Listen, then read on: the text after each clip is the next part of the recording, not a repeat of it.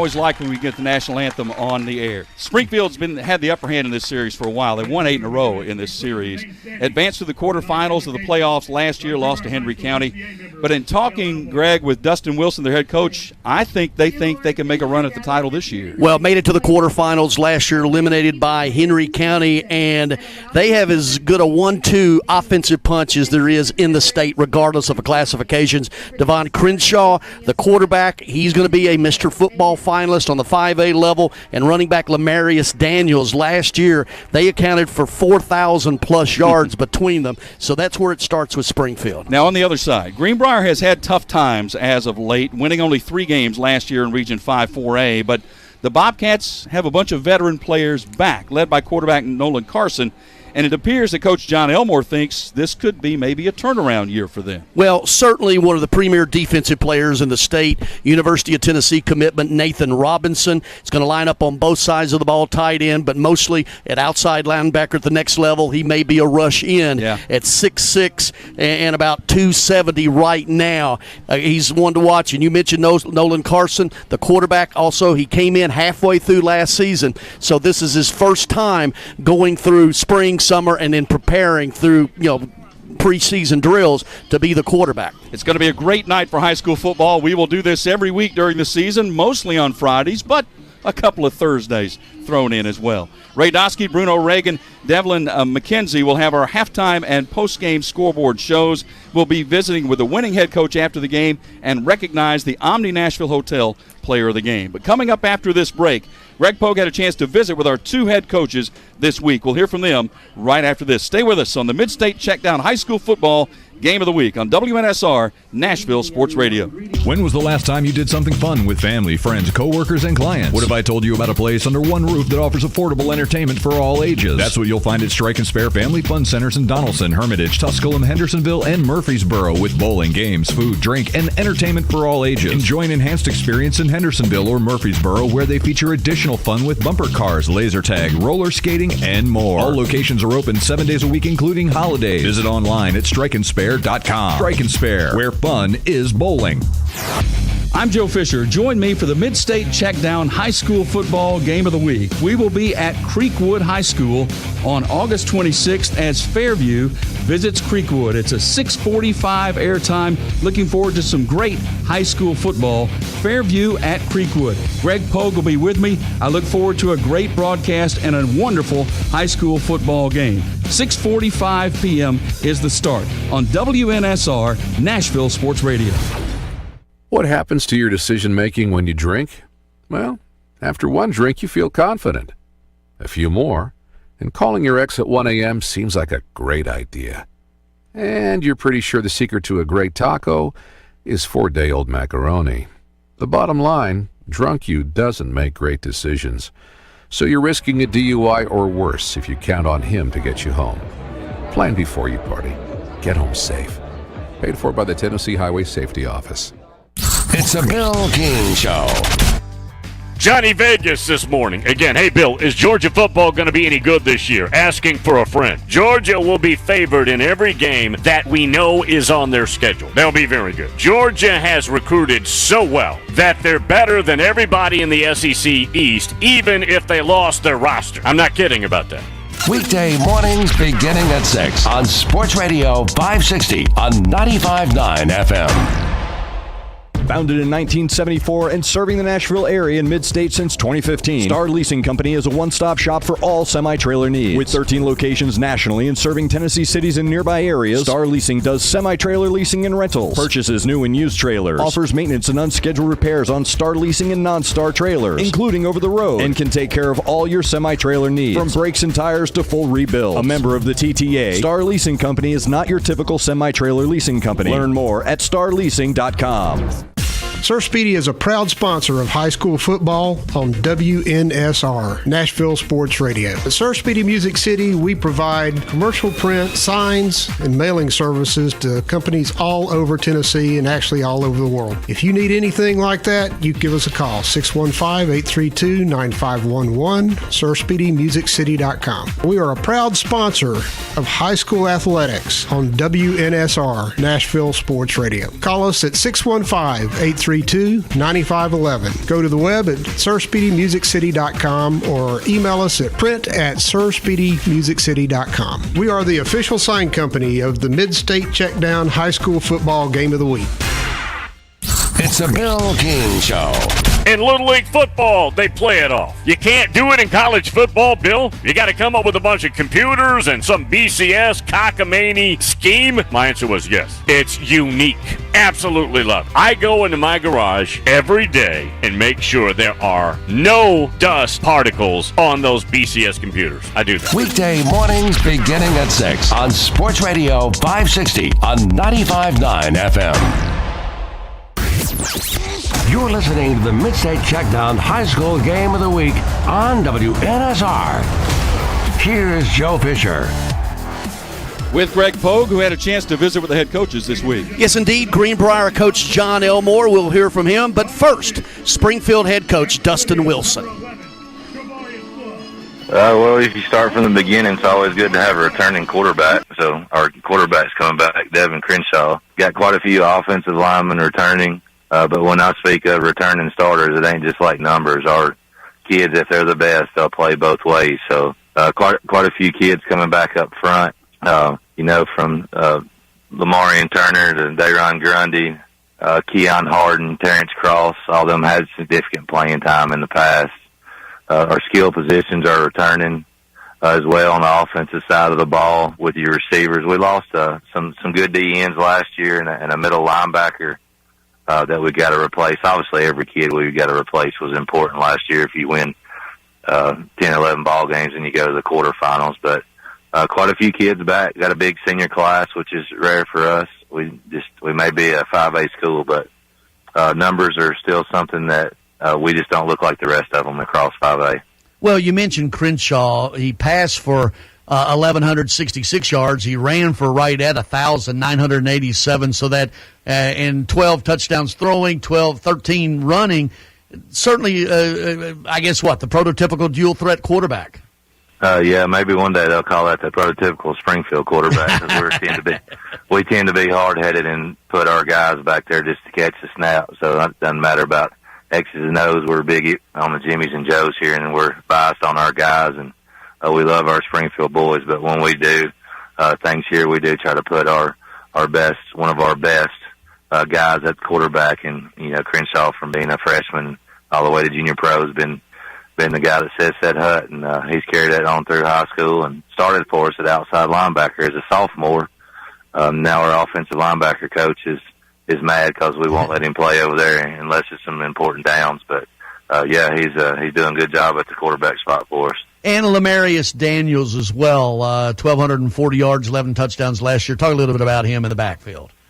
Yeah, when I speak of that earlier, I didn't get to the running backs and DBs, but Daniels is back again. He's played some significant minutes since he was a sophomore, and a kid that's not a returning because of injury last year, or he is returning, but you wouldn't say that because you didn't see him on a roster or getting any yards last year with Keontae Woodard. So got a couple kids coming back in the backfield. But Daniels is one of the kids, the kind that you hand the ball off and just make coaches look good because he can just take it and score. And Tez is more of a finisher, but Daniels at any point in time can take it the distance and just getting into playing shape, and he'll carry it hopefully quite a bit for us. Well, Coach, we certainly are excited to broadcast the game Friday night. Good luck to your team, not only this week but all season long. Thanks, Coach.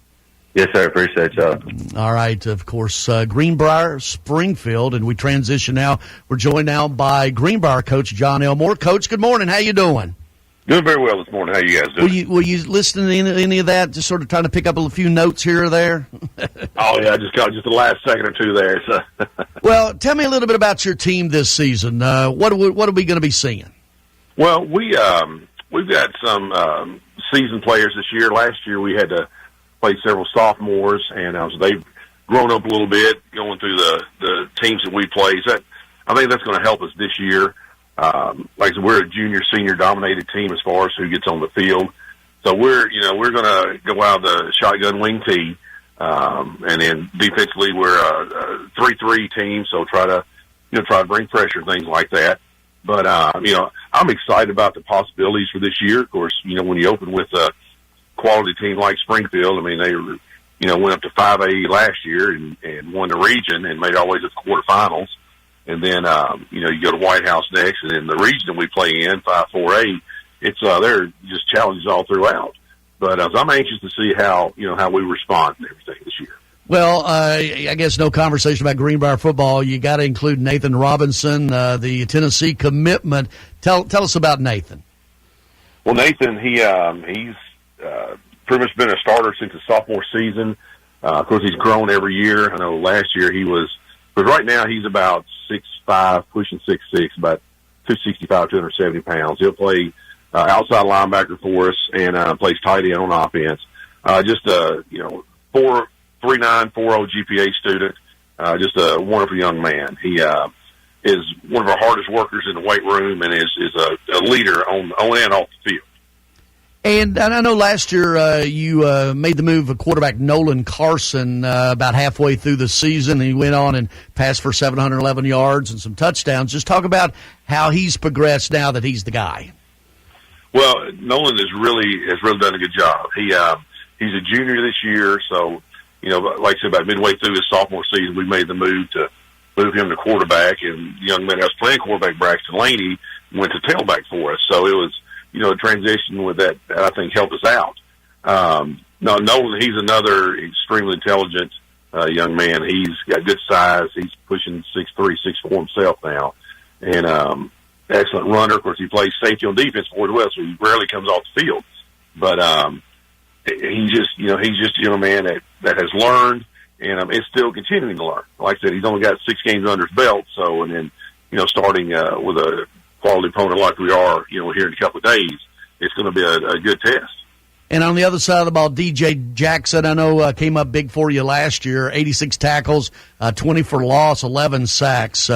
Must be quite a player. He really is.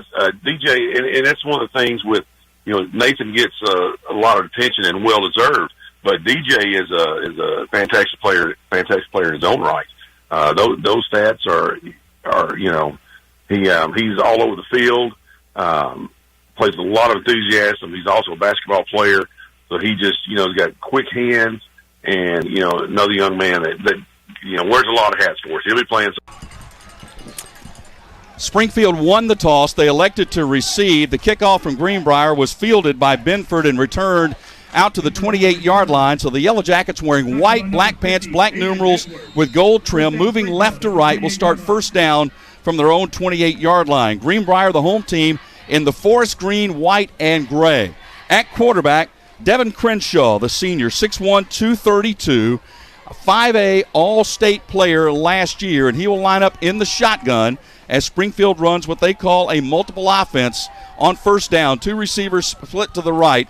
Crenshaw will keep. He'll bounce it left across the 30, upended. Nice open field tackle at the 31-yard line. A gain of about 3 on the play. That was Nolan Carson with the tackle. Springfield gains 3 on first down. Yeah, going against Greenbrier, a 3-3-5 defense, and they'll play some cover deep with the 3 in the back and everything. They'll bring outside linebackers. It'll essentially, ship into really a 6-5, if you will, with that front, but he listed at a 3-3-5. Grundy, Dickerson, Cross, Harden, Turner, the front 5 for the Yellow Jackets. Crenshaw, the quarterback, Miltier, the fullback. Woodard and Daniels will alternate at the tailback position. Cobbins and Flair, the wide receivers. Second down, looking to throw and looking long down the near sideline. Pass is incomplete, overthrown. He was looking for Clarence Cobbins on a go route down the near sideline. That'll bring up 3rd and 7. Bryson Meeks with a little bit of contact there really kept the receiver from running underneath the ball. Just a little go pattern down the near sideline. You mentioned defensively, 3-3-5 look. Lawson, Jones, Schrock on the front. Robinson, who plays, and this is going to be interesting to see because he's going to be a tight end as well.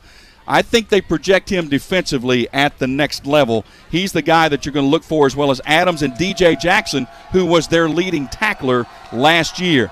3rd and 7 for the Yellow Jackets from their 31-yard line. Shotgun formation. Crenshaw rolling right. Looks to the sideline, pass incomplete. Boy, there was some early contact right there on coverage. They were looking for Cobbins. There on the coverage was Nate Castleman, Might have gotten there a half a second early, but there is no flag. Yeah, ball was a bit high as well. Don't know if it was going to be catchable or not. But 3 and out goes Springfield, and this is a team that put up 41-0 last year on Greenbrier. So an early victory getting off the field, 3 and out for the Greenbrier defense. Travarius Flood back deep to receive the punt.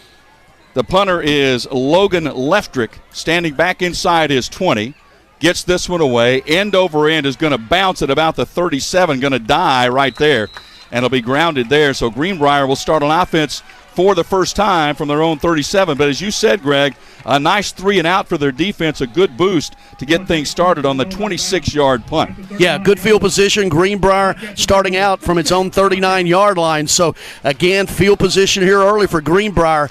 And what Coach Elmore has told us, he'd like to this game just clock, tick, tick, tick, and already an early victory for the Bobcats. Yeah, he would like a grinded-out kind of game. They'll start from the far hash mark, Will Greenbrier, moving right to left from their own 39-yard line on first down. Shotgun formation. They run a shotgun wing T, looking to throw his Carson. He's going long on first down. Ball is underthrown and broken up. Boy, that was a nice recovery defensively. They were looking for Flood on the pass down the near sideline, and Keyshawn Cromwell, the senior, made a nice recovery. A ball that's underthrown is a lot of times difficult to stop. He made a good adjustment. Well, this a team that runs that shotgun wing T opens up going for it.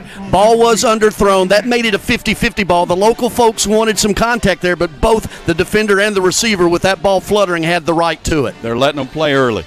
10:43 to go, first quarter, scoreless. First possession for the Greenbrier Bobcats, 2nd and 10 from their 39. Handoff tailback is going to be collared, cannot break away. Going to be tackled for a loss of a couple.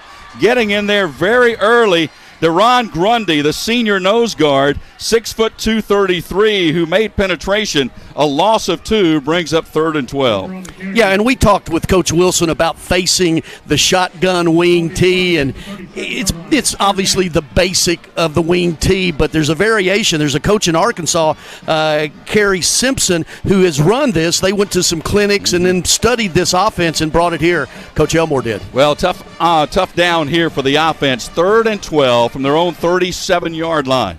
2 receivers split to the right. Ball right in the center of the field at the 37. Shotgun formation for Carson, the quarterback, and a whistle. And let's see if it was timeout or delay of game. Delay of game. And it was delay of game, called by our referee tonight, Richard McWhirter. Yeah, I got a little story about Richard McWhirter. He is the assistant executive director of the TSSAA. He's wearing the white hat.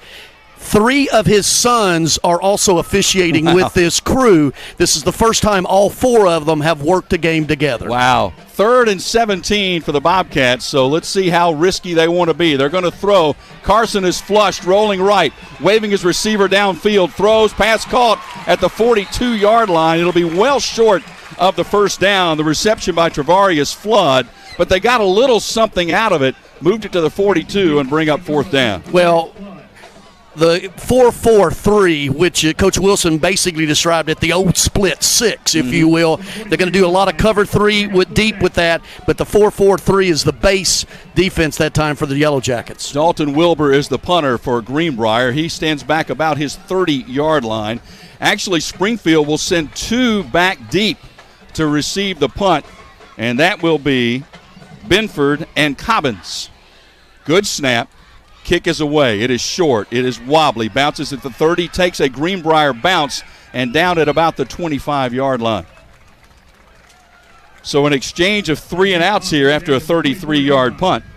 9:01 left to go in this opening quarter, and we are still scoreless, and the Yellow Jackets will come back on offense, and let's see if they change their approach at all after the first time. Did a couple of rollouts trying to throw long downfield on that first possession. Well, certainly with Daniels, led this team in rushing last year, 1,240 yards, 11 touchdowns, and then the dual. And Coach Wilson at Springfield, is he a dual threat? He said he's a Springfield quarterback, meaning they put their best athlete at that position. Well, he's dangerous both ways, throwing and running the football. In the shotgun on first down. Handoff to the tailback, runs into a wall and goes nowhere. In fact, lost a couple of yards.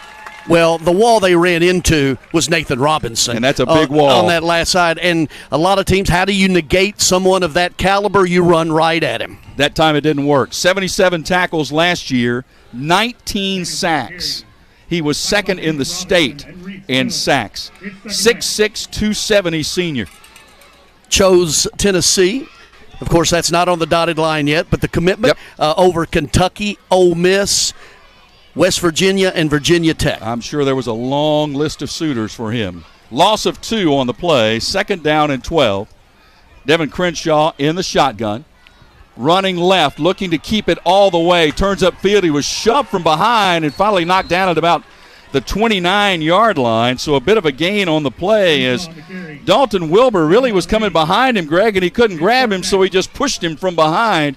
Eventually got him off balance. That'll set up a gain and set up a 3rd down and 5 now from the 29. That's a 6'1", 232-pound quarterback. That's right.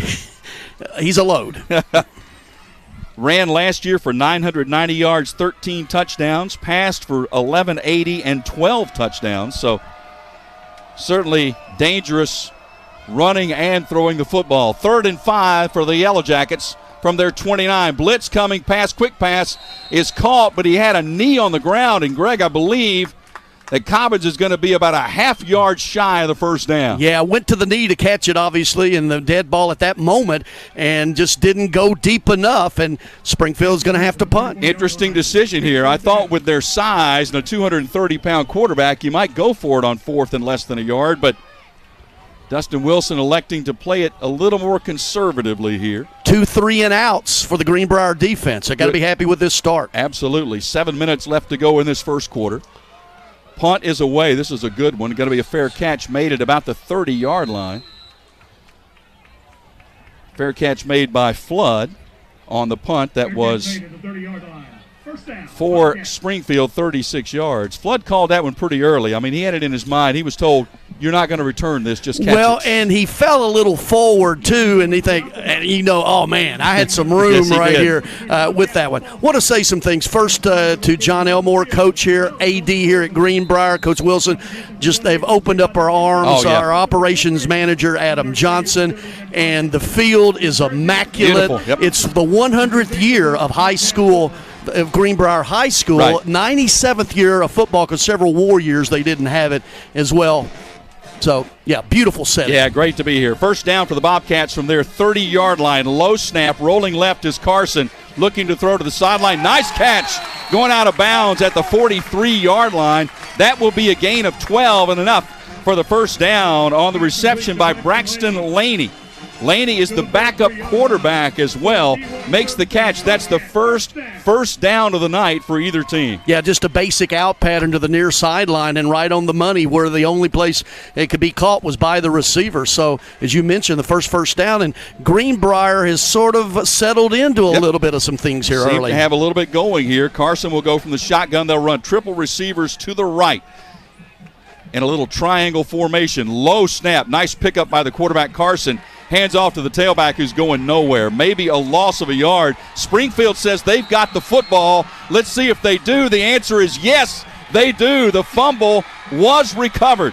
Fumble recovered by number 23, Kimarian Flair, who picked up the loose ball on the ground at the 40-yard line, and that's where Springfield will start on the first turnover of the night. Well, you had the trips to the right stacked. The one, no wing T set up out of that, just a little end around, and 3 defenders were on him right as soon as he had the football. And good play there defensively.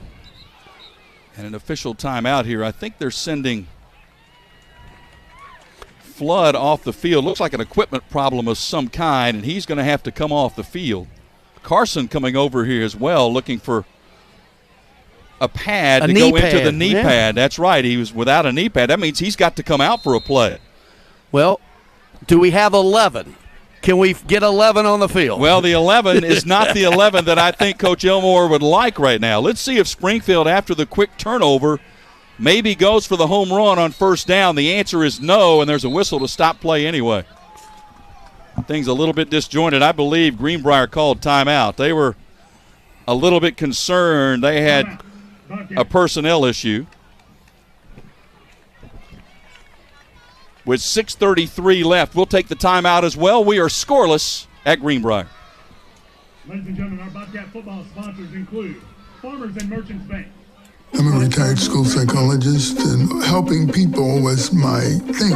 After my stroke, when Meals on Wheels started, I was on the other end of the stick, so to speak. My name is Julius Gaines, creative writer, poet, photographer.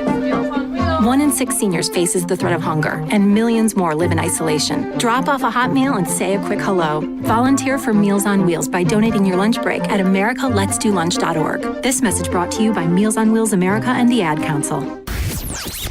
You're listening to the Mid-State Checkdown High School Game of the Week on WNSR. Here's Joe Fisher.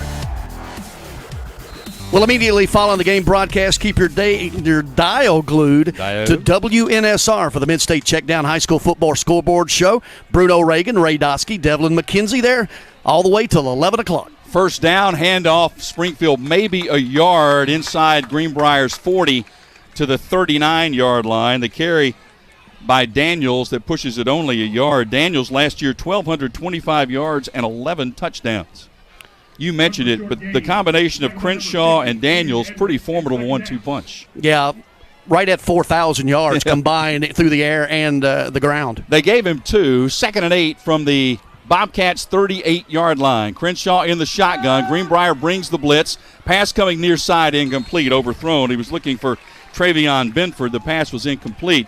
That's it. That's kind of been the early staple, Greg. They're looking for that out route on the sideline, and most of them, at least early, have been overthrown. A little bit of pressure that time from Greenbrier as well, straight up the middle there from Eli Lawson, 290-pound nose guard. Yeah, he's the big man on that defensive line. Sets up a 3rd and 8. We're inside 6 minutes to go, first quarter, scoreless. Crenshaw going to keep. Is going to push it to the 35, and that's going to be, I think, about it. Greenbrier again makes a nice stand. Now a decision. From the 35, 4th and 5. Do you punt it, try to back Greenbrier up, or do you go for it on 4th down? No one's coming out, so they're going for it, it looks like it. Hey, by the way, look at the down marker. It's lit. I like it. Don't you know those old ones where they flip first, second, third? Like it. This is electronic fancy. They are going for it on 4th and 5. The ball is at the 35-yard line, and now timeout taken by Springfield, I believe. So we'll take it as well with 5:22 to go in the quarter. Still scoreless from Greenbrier. Located at 2705 Nolensville Pike, Southern Trophy has been serving Nashville and Middle Tennessee for over 62 years. Southern Trophy offers a wide array of services like custom designed awards, cast bronze plaques, etched crystal awards, laser engraved corporate gifts, promotional items, merch, embroidery, screen printing, signage, and banners. Browse their entire collection online at southerntrophy.com or on Facebook at Southern Trophy. Feel free to give them a call at 615-256-7295. That's 615-256-7295. Southern Trophy. They do their best to help you recognize your best. This is WNSR's broadcast of the Mid-State Checkdown High School Game of the Week. Here's Joe Fisher. 5:22 left to go, first quarter. Springfield and Greenbrier scoreless.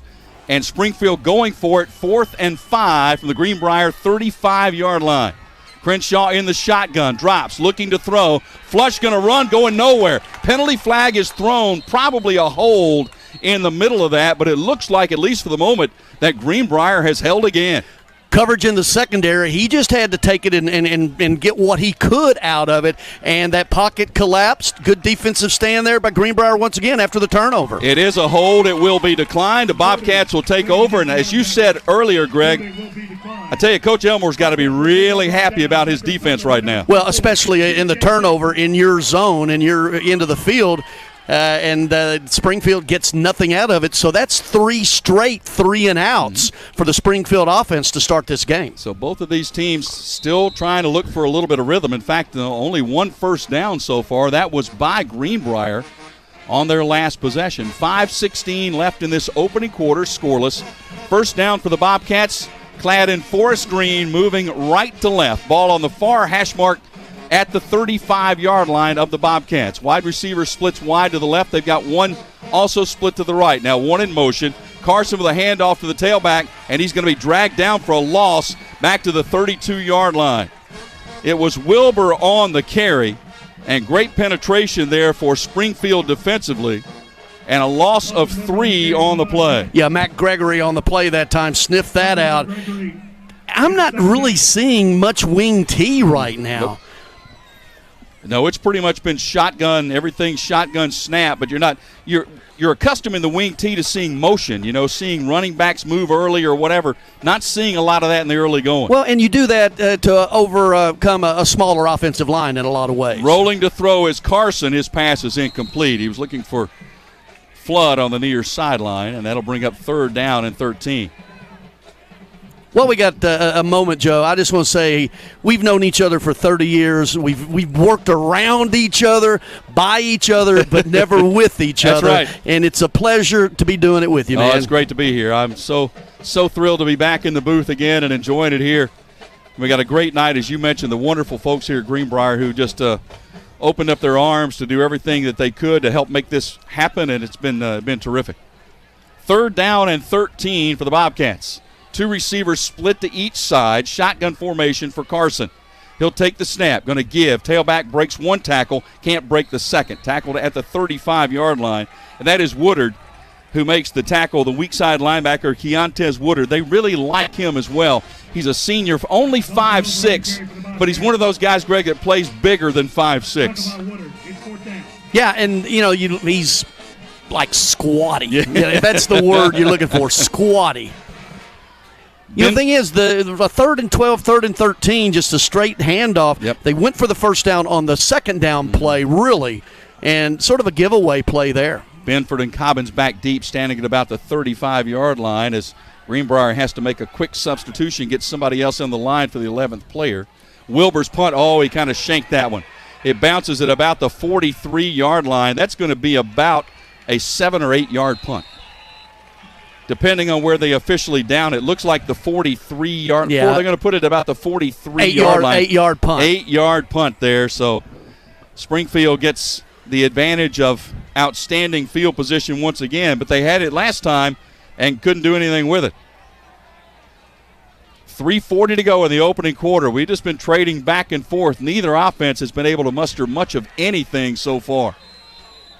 And remember, Greenbrier has not scored a point in this game 3 straight years. Yep, not since 2018. Crenshaw, quick pass into the flat, caught by Benford. He's going to make a move. Ball came loose. Ball is loose, and I believe Greenbrier's got it back at the 25-yard line.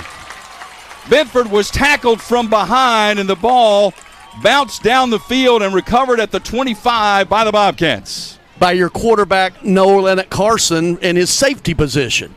There is a penalty flag down. Looks like after the play, maybe, because it's a spot at the where the play ended. It's at about the 22-yard line is where the flag is. The discussion, and here's Richard McWhirter to let us know it is a dead ball foul, unsportsmanlike conduct on Greenbrier. Well, and point of emphasis this season in TSSAA is sportsmanship. As a matter of fact, TSSAA Assistant Executive Director Richard McWhirter, who's the head referee, he would know the rule. He oversees football for the association and been the chair for the National Federation of High School Football Rules Committee. He probably knows it as well as anybody. Yes. So that's costly for the Bobcats because the penalty walks it all the way back inside the 15. They're going to mark it down at the 12-yard line, but that is a turnover for Springfield and gives Greenbrier another opportunity, but they start backed up first down from their own 12-yard line. 3:31 to go first quarter. We are still scoreless in this neighborhood rivalry. Carson with a handoff, and they blow the whistle, and it's a good thing because Wilbur was about to get tattooed back in the 5-yard line. I believe Greenbrier called a timeout. We'll take it as well. A little bit disjointed first quarter. That's what happens on opening night. 3:31 to go first quarter. Springfield and Greenbrier scoreless. Today, my new dad and I shot off a rocket in the park. Today, my new son and I failed to shoot off a rocket. The rocket launched into the air and then crashed into the pond. I'll never forget that day. I'll never forget that day, even if I tried. You don't have to be perfect to be a perfect parent. Thousands of kids in foster care will take you just as you are. For more information on how you can adopt, visit adoptuskids.org. A public service announcement from the U.S. Department of Health and Human Services, Adopt U.S. Kids, and the Ad Council. Welcome back to the Mid-State Checkdown High School Football Game of the Week on WNSR. Here's Joe Fisher. 3:31 to go first quarter. Springfield and Greenbrier scoreless. And once again, to remind you, immediately following every one of our Mid-State Checkdown games of the week, the scoreboard show with Bruno Reagan, Ray Doskey, Devlin McKenzie, all the way to 11 o'clock after every game every week. Some Thursdays now. Great high school football coverage right here on WNSR. Handoff on first down, trying to get left and going nowhere, and got stuck at about the 9-yard line. The carry for Wilbur, and he got stood up and stuck there on the corner by Cromwell, the senior, who made the hit, and it's going to be a loss of a couple back to the 10-yard line officially. Really nice job by that right side of the defense, spreading the play out, looking for a hole, then everybody collapsed on it. Neither team, at least to this point, Greg, has been able to get anything done spreading the field. Trying to get to the corner, neither has been successful. Second down on a long 12. The ball at the Bobcats' 10-yard line. We're inside 3 minutes to go in the opening quarter. Trip receivers left for the Bobcats, clad in forest green. Snap to Carson. Rush is coming. He's going to run. He'll get to the 10. Jumps, throws, pass incomplete. Tremendously athletic play by Carson just to get the pass away. He leaped through a defender at the 10, planted, Greg, to me, then didn't go across the line of scrimmage and made the pass, although it was incomplete. Yeah, athletic play. Good defensive play that time by Springfield defender as well. Travion Benford back there, all draped all over him. A lot of fans here thought he might have got there a little bit early, but bang, bang play. So far, they've kind of let all that close contact go. Well, now Greenbrier in that long-distance situation again and backed up to their own 10-yard line. Let's see how aggressive they decide to be on third down. Carson will look to throw. Steps up, looking left, has time to the near sideline, pass caught by Flood. He's out of bounds, and I believe he may have enough for the first down. Is he in bounds? I believe he is. It's close to the 25, and that will move the chains. Carson had room on the left side, and Flood broke right there and got his feet down right inside the sideline. Well, both teams have been trying that little out pattern to the sideline. That one had the time, the quarterback rolling left, bought that time for the play to develop, and the first down the field. They're out of the shadow of their own goal line now. I believe second first down for the Bobcats tonight. Springfield has yet to tally a first down. Carson in the gun, two receivers left. Now they'll move one in formation, and moving around is Carson. He'll run. He's upended at the 28-yard line. Nice open field tackle by Travion Benford, the senior. 5'5", 147. It's one of those things, Greg, you go through this lineup, you don't see a lot other than Nathan Robinson. You just don't see a lot of 6'5", 240. You see a lot of 5'7", 5'8", 160, 180 kind of guys, but a lot of really solid athletes at that level. I got you one, though. Javon Shannon, number 59 here. Rather, 79, left tackle. Oh, yeah, that's a little big. 6'4", 280. Yep, a little bigger. Yep. He's at left tackle. Gain of 3 on the play, second down and 7. Two receivers split left. They're going to move a third to this side in motion. Carson rolling left, looking to throw, fires long down the sideline. Pass is incomplete. It was out of bounds. Flood battling there with Cromwell. We've seen that battle early on a couple of times today, and Cromwell, the senior, was right there to get a hand on it. Even had it been caught, it would have been out of bounds. Well, and Greenbrier consistently playing to the short side of the field. The ball has been set, all of this, at the left hash mark, and everyone, they're playing with that short, trying to flood the zone underneath and over the top as well. They had their running back out of the backfield set up nicely in the flat. He didn't see him. Yeah, I thought Carson might actually keep that and run with it. 1:02 left to go in this first quarter. 3rd and 6 for the Bobcats. The ball is just shy of the 29, and I think they're trying to confirm exactly where the ball needs to be spotted. It got moved, and now they move it back about 3 inches. Just shy of the 29. Carson in the gun, two receivers to each side, has Wilbur as a tailback off his right shoulder. Carson long drop, they set up the screen, pass batted out and incomplete. They tried to set up the screen, and Grundy in the middle said no way. and knocked it down and brings up fourth down. Got the big paw up there with that. 6 foot 233 senior. Talk about Nolan Carson, the quarterback. He took over halfway through last season, 5 games into the season. Sophomore, now a junior, and ended up passing for 711 yards and 3 touchdowns. Now remember, the last punt by Wilbur was 8 yards. That's got to be in the back of his mind somewhere. High snap, he brings it down, kicks this one high and very short. It'll bounce at the 40. It will take a Springfield bounce and be down at about the 35-yard line. I'll say this, though, Greg. That's a punt of about 7 yards, but the rush was coming after that high snap. He just had to get it out of there. Well, the 2 defenders, the 2 blockers up front, got pushed back into him. It's a wonder he just didn't kick it right into one of his blockers' butts, because they got pushed right back into him. That one I don't hang on him. No, I don't either. But this game, the first quarter at least, has been played primarily in Greenbrier's half of the field, and Springfield again with outstanding field position at the Bobcats' 35-yard line. Yeah, 3 times in a row in plus territory without a first down, the first 2. Crenshaw with a handoff. Daniels running left inside the 30. There's a helmet that comes off one of the Greenbrier players. That's a gain of about 8 yards. That's the best first down production we've seen maybe all night long. And a gain of 8 on first down. Yeah, lose your helmet at the high school and the college level, you have to come out. And that's Reese Jones, who is the middle of that defensive front. He has to come out for a play. 20 seconds left first quarter, 2nd and 2. Crenshaw in the gun. Ball is at the 27-yard line. Hand off to the tailback. He'll get the first down. Just inside the 25-yard line is Daniels.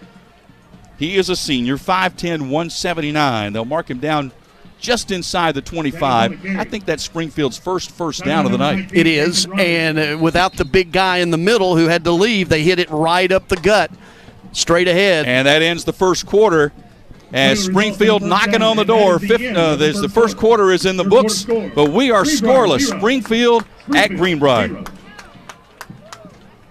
When was the last time you did something fun with family, friends, coworkers, and clients? What if I told you about a place under one roof that offers affordable entertainment for all ages? That's what you'll find at Strike and Spare Family Fun Centers in Donaldson, Hermitage, Tusculum, Hendersonville, and Murfreesboro, with bowling, games, food, drink, and entertainment for all ages. Enjoy an enhanced experience in Hendersonville or Murfreesboro, where they feature additional fun with bumper cars, laser tag, roller skating, and more. All locations are open 7 days a week, including holidays. Visit online at strikeandspare.com. Strike and Spare, where fun is bowling.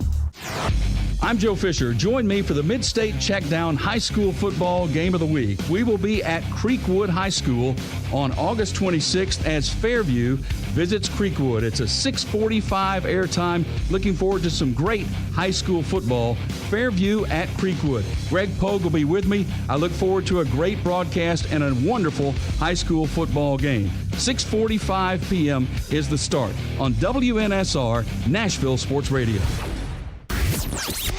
You're listening to the Mid-State Checkdown High School Game of the Week, live on WNSR, Nashville Sports Radio. Here's Joe Fisher.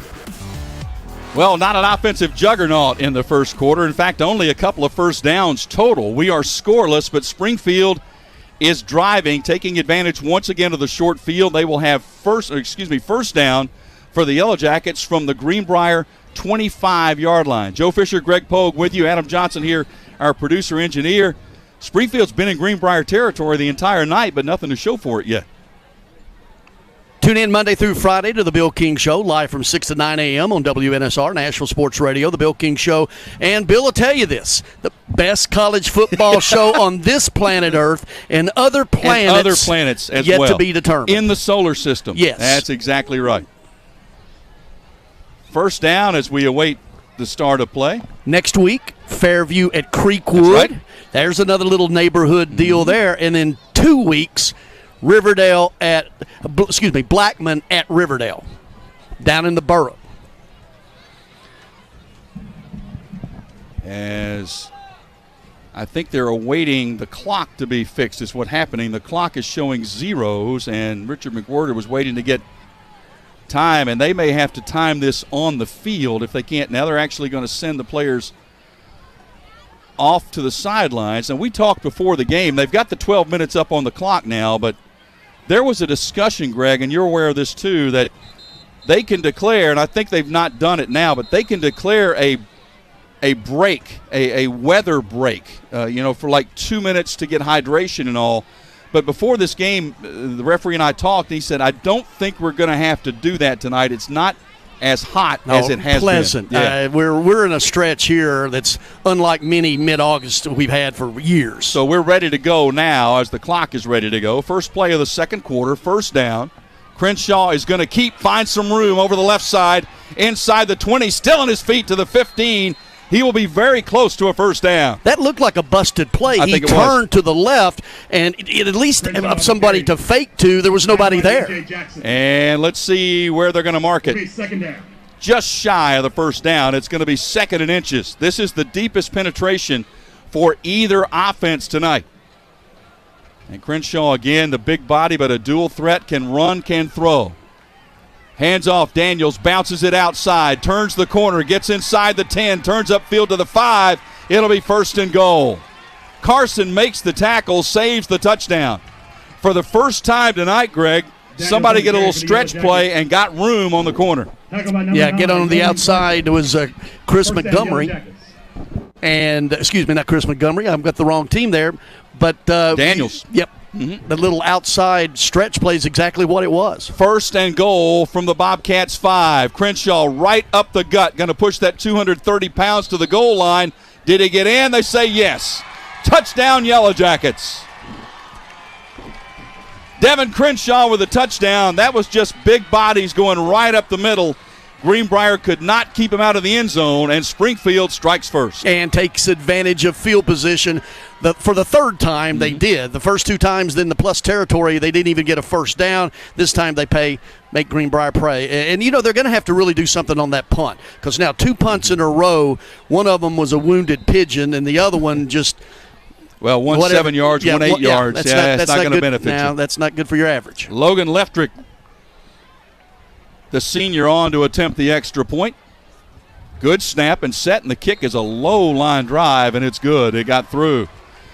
So Springfield gets on the board first. 11:01 left to go in the first half from Greenbrier. It's Springfield 7, Greenbrier nothing. What happens to your decision-making when you drink? Well, after one drink, you feel confident. A few more, and calling your ex at 1 a.m. seems like a great idea. And you're pretty sure the secret to a great taco is 4-day-old macaroni.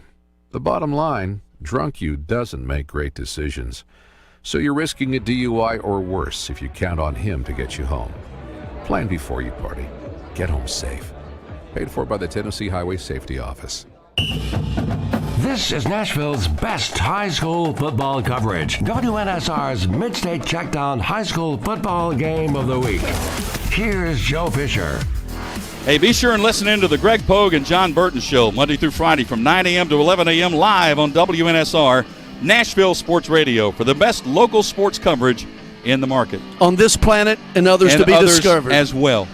Whether Pluto is a planet or not remains up for debate. Springfield on the board first, taking advantage of the short field finally tonight. They've had that opportunity several times, so Leftrick is set to kick the ball away. Flood and Wilbur back deep to receive the kick. This is a good one. That's going to go through the end zone. That'll be a touchback, so Greenbrier will start 1st and 10. Do want to mention that tonight and since 2013, the winner of this game will get the Carroll Pitt Trophy.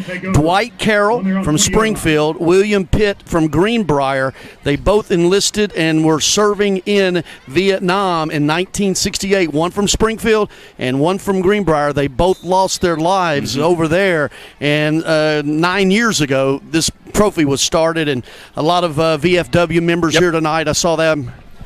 Proud moment. They brought it out before the game, as a matter of fact, presented it on the field to say that it will be presented to the winning team tonight after the game. First down, Nolan Carson at quarterback for the Bobcats from the shotgun. Hands off tailback, maybe a yard. That's about it. Boy, that was a good open field, solid tackle made by Woodard. Keontez Woodard, the senior linebacker, and Greenbrier has kind of tried the outside. They've tried the middle, and so far nothing really has been very effective. Woodard, not a factor last year. ACL, missed most of last year. Good to get him back. They like his chances to have a big year and maybe find a way to play himself into a little football after this. And I believe we've got a discussion on the sidelines now. Clock is stopped with 11:01 left. I don't think it was a timeout by either of the teams. It appears to be a clock issue. Yeah, well, they're pointing up toward the press box. And I think one of the officials is coming up to the press box. She is leaving the field. Yep. Yeah. Not sure what that's all about. I don't know. Hey, did you do something? That would be the men in the with the different kind of uniforms that I'm more worried about. Not the one in stripes. They'll put you in stripes. Yes, they will. Yeah, that can happen. I'll do that as well. Hey, Prep Football Talk presented by Freeman Webb, year number 11. Coach Bubba Spears, Craig Ladd, tomorrow morning. And we do a Legend of the Week. It's 8 to 9. We do a Legend of the Week. And tomorrow morning at 8:30, our Legend of the Week is Whit Taylor, former Vanderbilt quarterback. My goodness. Shelbyville High School. He threw for some yards. He did. I covered Whit Taylor in the Hall of Fame Bowl in 1982 in Birmingham. Also covered him in the first USFL game. He was a backup quarterback, if you remember. Is that your Channel 2 or Channel 4? I don't know. I worked for a bunch of them. Yep. MTSU grad. They're product of the Blue Raiders. That's right. They're waving up to the press box. There must be something wrong with the clock. They're trying to communicate from the sideline that they want something there. They're running some time off the clock. Now they've got it to 10:55. They were saying we need to take 6 seconds off the clock. So it went from 11:01 to 10:55, and now one of the officials, as you mentioned, Greg, is actually coming up to the press box. Somebody's going into timeout. They did it on the other end. It's not us. We'll see. We'll see. 10:55 officially now to go. Springfield leading Greenbrier 7-0. Second down and 10 for the Bobcats as I think we're about set to resume play. I think they're waiting, Greg, for that official to get into the press box. It looks to me like maybe she is going to officially run the clock. Yeah, she looks like a contraption in her hand to do just that. A contraption. A contraption. It's what you say when you don't know what the heck you're talking about. Thingamajig. Yes. So I think we're finally ready to go as Richard McWhorter blows the whistle. Second down and 10 for the Bobcats. Carson in the shotgun. Drops to throw. Steps up. Eases right. Looking long down the near sideline. Had a man but incomplete. Overthrew his intended receiver, Braxton Laney. Good coverage, double coverage that time. You know they're going to get that cover 3 out of that base. That's what they want to do, keep everybody in front of him. Receiver got turned around a little bit. If he runs straight to where the ball would have been, he could have caught that thing. Got looking over one shoulder, then back over the other. And this is the problem for Greenbrier. They've been in 3rd and long all night. It's very difficult to start converting when you're in 3rd and 10 as they are again. And let's see if Springfield decides to bring a little pressure here on 3rd and 10. Carson in the shotgun. Little double reverse, handoff, tailback has some room and tripped up. Nice open field tackle. That's going to be short of the first down at the 25-yard line. That was Benford with the open field tackle. If he doesn't make that ankles tackle, that's going to be a first down. The wing tee, it's basically a double reverse between the tackles. And one going one way, one going the other, the misdirection. But that's the first one we've seen tonight. Yes. And it worked. It got him 5 yards, but 4th and 5, and that brings on the punt. And I believe it's going to be Carson to punt this time. So Greenbrier has made a change, and they're going to send Carson back to handle the punting duties here. He does everything else. Gets the snap. Low, wobbly. Fielded on the run at midfield. Inside the 45. Tackle is made at about the 44-yard line. Boy, he caught that on the dead run and sprinted. The tackle was made by Aiden Edwards for Greenbrier, but a little bit of a risky play, but it worked out fine. A 32-yard punt and about a 7-yard return. And once again, Springfield will start in Greenbrier territory at the 44. 7-0 Yellow Jackets. It just seems like tackle to tackle right now. Springfield starting to exert itself on both sides of the ball. Yeah, I think so. I think this is a big drive. If Greenbrier has to have their defense step up once again, if Springfield can put some points on the board here, they get a little distance and a little breathing room. Crenshaw in the shotgun on first down. Fakes the pitch, looking to throw over the middle. Has a man wide open, touchdown. Clarence Cobbins was 5 yards behind the Greenbrier defense. The Bobcats bought the play action fake, and Cobbins was all by his lonesome.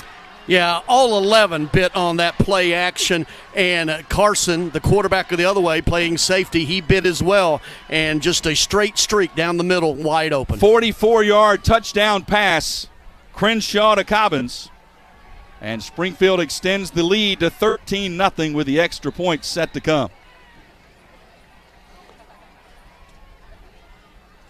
That's a real gut punch for the Bobcats.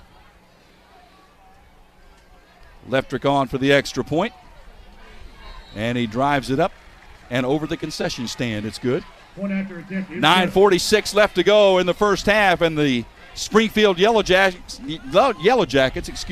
have extended their advantage at Springfield 14, Greenbrier nothing. It's a Bill King Show. Ken has been so nice. Ken gave me the Georgia commemorative 1980 National Championship Coca-Cola bottle, and that's still hidden in a closet, so nobody can get it. I'm scared one of my kids is going to go in there and see it and try and pop it open and drink it. Seriously, if that happens, I might be in jail. Weekday mornings beginning at 6 on Sports Radio 560 on 95.9 FM.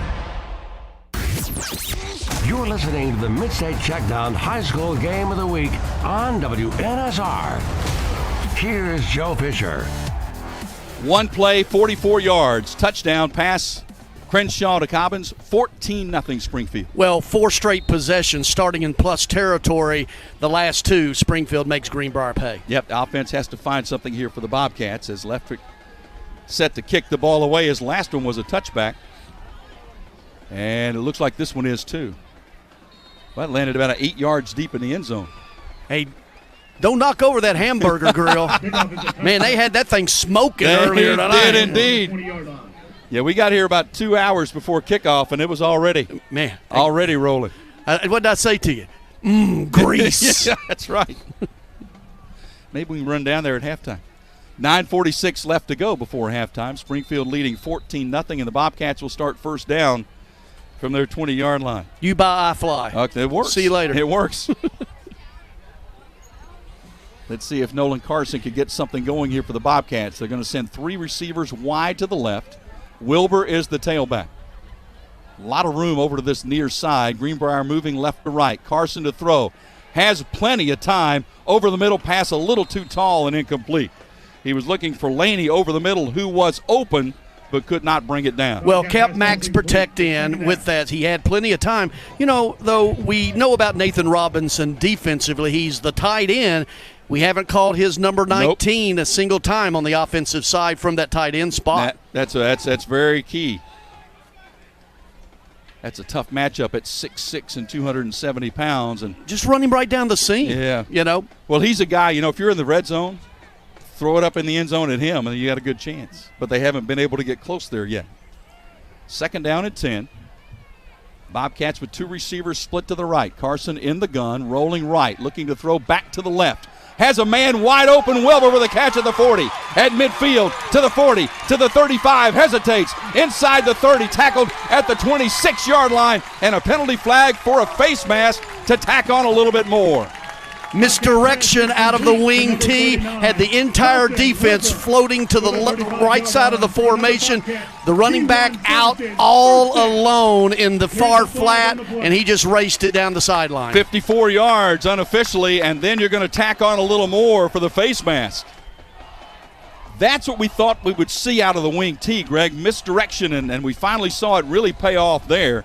And this walk-off is going to take it all the way down to the Yellow Jackets' 12-yard line. Well, we talked earlier about the big play by Springfield, the defense biting. The entire defense then bit on that play. I mean, the pack, with the fake to the running back in that wing T, that entire defense flowed to its left side, and then the throwback across the far side. And he hit him in stride as well, Greg, so he was able to get a lot of yardage out of it. First down from the Yellow Jackets' 12-yard line, and now a whistle will stop play, and I believe a timeout is going to be requested. And it will, and it is by Springfield. We'll take it as well with 9:08 to go in the half. Bobcats knocking on the door, but trailing 14-0.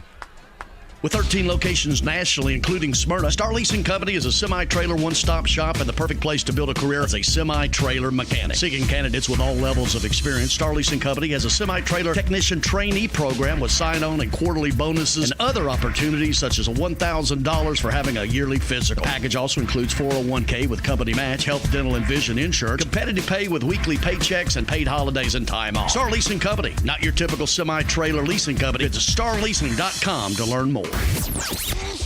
This is WNSR's broadcast of the Mid-State Checkdown High School Game of the Week. Here's Joe Fisher. 9:08 left to go in the first half. Joe Fisher, Greg Pogue, Adam Johnson with you from Greenbrier as the Bobcats knocking on the door against Springfield, trailing 14-0. Robinson to the tight end, left side of the set. Throw the ball up and let him go get it. 6'6", he can go after it. Carson going to keep. Breaks one tackle, will not break the second, going to lose a couple of yards. Boy, he gets smothered back. I think they'll give him forward progress up close to the 15-yard line, but, boy, penetration there. Lamarian Turner, 5'11", 249, and Deron Grundy, 6', 233, getting in there, and Carson had nowhere to go. They will give him progress up to the 17, but it's a loss and brings up second down now and 15. Tried to run to that left side off Robinson, and really nothing there.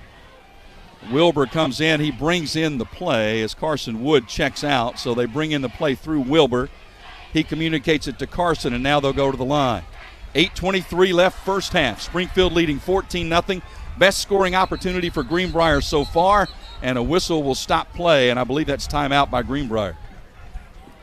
This is not that unusual in game one of a season when you see things are a little bit erratic and coaches are trying to bail you out of a big mistake, and that's the timeout taken here. Well, 5 called.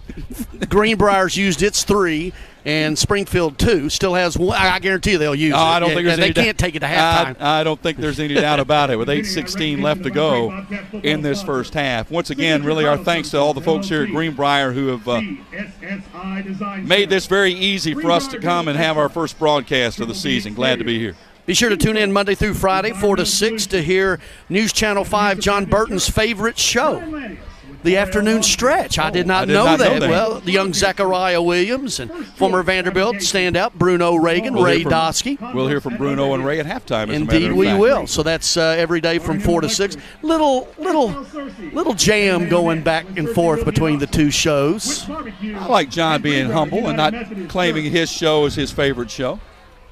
Well, I don't think he wrote that promo. Oh, probably not. That's okay, probably not. Yeah, I doubt very seriously he wrote that promo. 2nd and 15. Carson from the gun. Plants now eases right. Rush is coming. He's going to be backsided. Tries to get the ball away and does, and intercepted. Oh, he made a big mistake and threw it right into the hands of the defender, Kimarian Flair.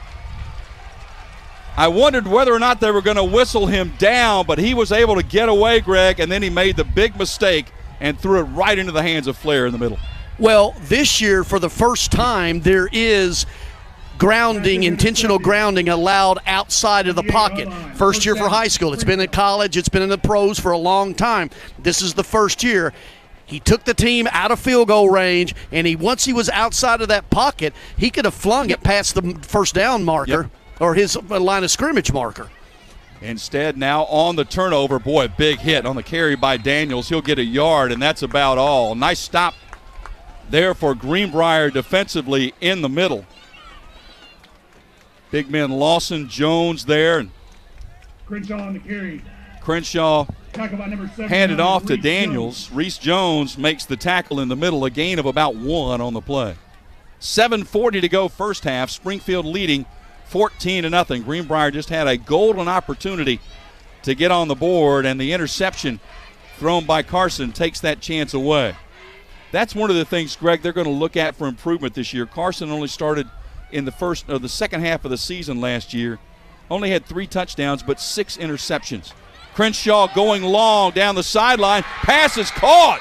Benford makes the catch. No, they're going to say he was out of bounds. He caught it. He made the catch, but he was out of bounds. Good defense right there, man-to-man, and really a well-thrown ball as well. At about the 45-yard line, right on the sideline, Benford came down with it right in front of his own bench. And Benford is down on his bench. Looks like a cramp, maybe. Yeah, I wouldn't be at all surprised. Yeah, he's laying on his back right now. He's off the field of play. Yeah, this is where they start stretching those legs and those hamstrings, trying to – boy, that's one of the real bugaboos this time of year, Greg, is regardless of how much conditioning and how much training and all the hydration and everything, boy, these athletes still have to deal with cramping situations. Even with a moderately pleasant evening by mid-August standards. I want to go back to the intentional grounding now, the new rule in high school. A passer can now throw the ball away to Boyd Van Sack as long as that person has escaped the pocket or flee a free blocking zone, and that pass reaches the line of scrimmage or the extension of that area beyond the sideline. So that is a rule first game, and the quarterback – throws the ball away.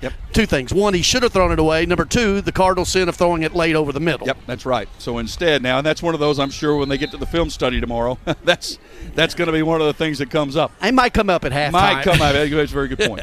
3rd and 10 for the Yellow Jackets. Crenshaw drops near his goal line, tried to set up a screen. It's incomplete. He overthrew Daniels. That'll bring up 4th down. And he had 3 blockers out in front of him in real estate with only 1 defender to beat. So now 4th down, and Greenbrier with a chance to get good field position with 7:10 to go. Very disjointed first half. Neither offense has really clicked. Springfield had the one big hit on the 44-yard touchdown.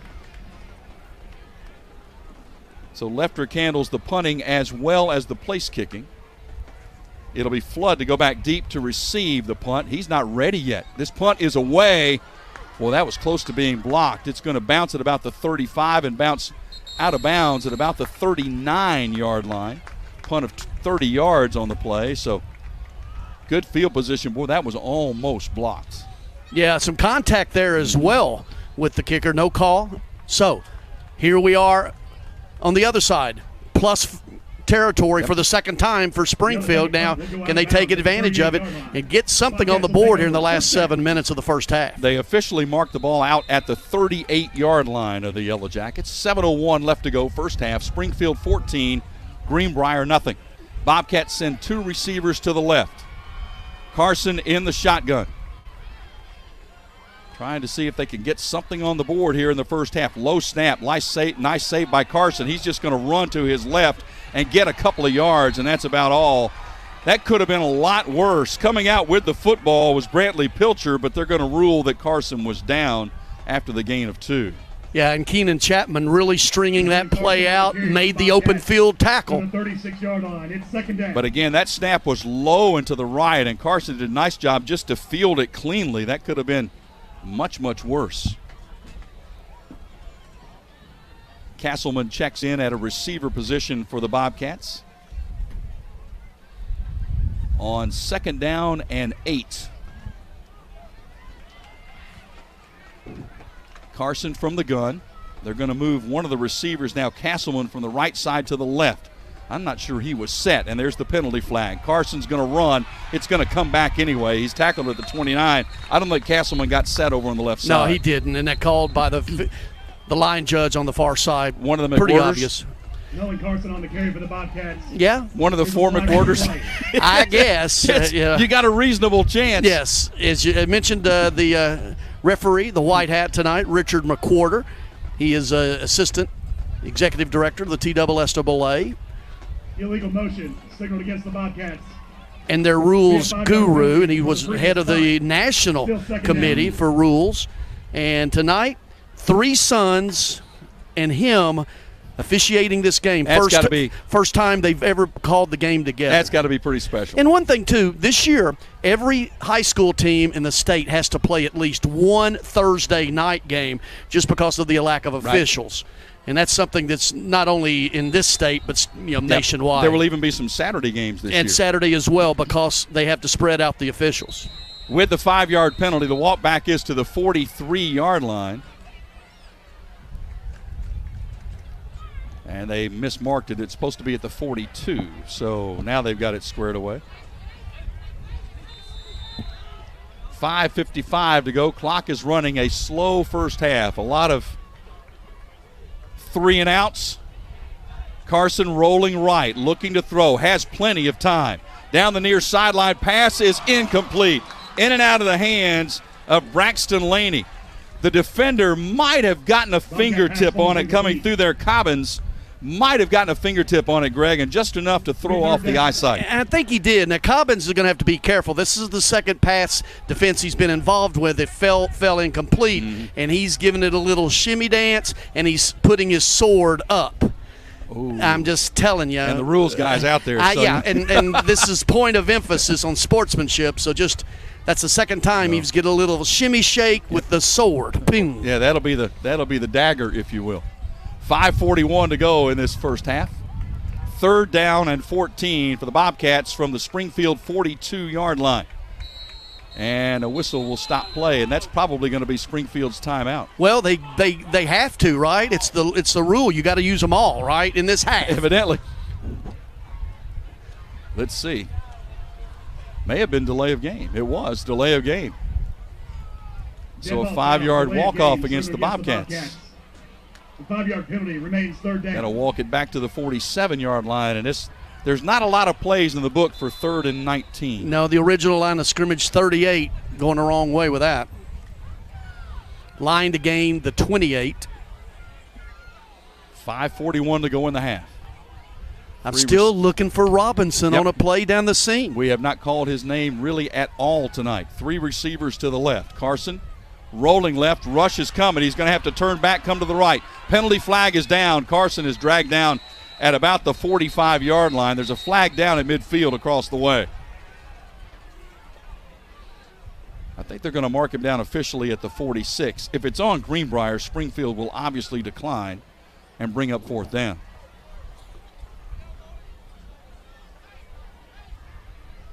And I believe it's on Greenbrier. It is it's a procedure penalty.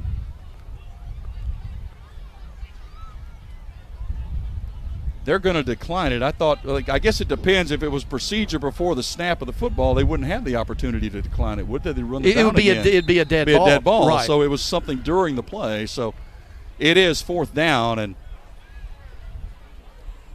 now Carson was the punter last time. Let's see if he's going to punt again, and I think they're going to go for it. 4th and 18, and Carson's going to line up in the shotgun at quarterback. As you said, Greg, the line to gain is the 28-yard line. Here comes that Springfield timeout that we thought was coming a minute ago. So they have used their final timeout with 5:10 left to go in the half. We'll take it as well. 14-0 Springfield. Adopt US Kids presents multiple choice parenting. You've messed up your daughter's haircut. Do you A, get spiritual? Mom, where's the mirror? Beauty is within. Oh. B, find the positives? Less time blow drying, more time texting? Or C, show empathy? Mom, you really don't have to. Twinsies. I kinda love it. You don't have to be perfect to be a perfect parent. Thousands of teens in foster care will love you just the same. For more information on adoption, visit adoptuskids.org. A message from the U.S. Department of Health and Human Services, Adopt U.S. Kids, and the Ad Council. You're listening to the Mid-State Checkdown High School Game of the Week, live on WNSR, Nashville Sports Radio. Here's Joe Fisher. 5:10 left first half from Greenbrier. Joe Fisher, Greg Pogue, Adam Johnson with you. 4th down and 18 for the Bobcats from the Springfield 46-yard line. Springfield leading 14-0. High snap. Carson is going to punt this away. End over end fielded. Cobbins goes down to his knees and makes the catch at about the 18-yard line, where Springfield will start 1st down. And I wouldn't be surprised, Greg, if at this point Dustin Wilson, after that 28-yard punt, might like just run a little time, run the ball a little bit, get the clock to run a little bit. This has been a lengthy first half. Well, there's no timeouts remaining, right? Each of you's 3. That's the rule, right? As far as three apiece. As far as I know. Okay. Had a few delay of games in there. Crenshaw will go from the shotgun. He has a 44-yard touchdown pass tonight. Receiver comes in motion. They will give, and beautiful defensive play by Greenbrier, and there is Robinson for the tackle for loss. Daniels is stopped for a loss of 3. Greg, they handed the ball to Daniels, and Robinson was standing there waiting on him. Yeah, a little misdirection off that, almost a wing T feel, a little of the misdirection on the inside, little trap play, and right there, just blowing up his man, there stood Robinson. Of course, he had 77 tackles, 21 for loss, 19 sacks last year, of course, the UT commitment. Second down, handoff up the gut. Across the 20 to about the 22 is Daniels. Tackle is made by DJ Jackson. He was Greenbrier's leading tackler last year, as a matter of fact. It was not Robinson. Jackson had 86 tackles. He had 11 sacks of his own. DJ Jackson, it's third down. And now third down and about 6 for the Yellow Jackets. Clock is running, 4:08 to go first half. Crenshaw rolling right from the gun, looking to throw, passes underneath incomplete. Was looking for Cobbins. He had hooked up right at the first down marker, and the ball was thrown a little bit behind him. He could not make the catch. And Springfield now with the punt, another 3 and out. Greenbrier should be getting the ball in plus territory. Leftrick will drop back to punt, standing at about his 10-yard line. Travarius Flood back deep to receive, standing at about midfield. Good snap. Oh, this is a good one. High. Angling, going to bounce at the 46. Will take a Greenbrier bounce and down at about the 48-yard line of the Bobcats. One of the better punts of the night in terms of trajectory, at least. Got that one 33 yards and no return. 3:51 to go in the half. Bobcats will start first down from the Yellow Jackets 48. Remember, they have no timeouts remaining. Yeah, I also want to mention that Springfield tonight, without one of its better two-way players, Jalen Jones, was in the last game of last year in the playoffs, quarterfinal loss to Henry County. He was ejected, so he is sitting out tonight's game. First down from the 48-yard line. Carson. Wilbur standing to his right shoulder out of the shotgun. 2 receivers right, short side of the field. Low snap. Carson comes near side, caught by Flood. He'll push it into Yellow Jackets territory to the 47-yard line. That'll be a gain of about 5 on the play. Completed to number 11, Travarius Flood. Just a quick hitter out here to the near flat, and to an athlete, catch, run. Woodard, catch, run. Woodard makes the tackle. He was the leading tackler for the Yellow Jackets last year. Shimarian Woodard goes by Joe, which is fine with me.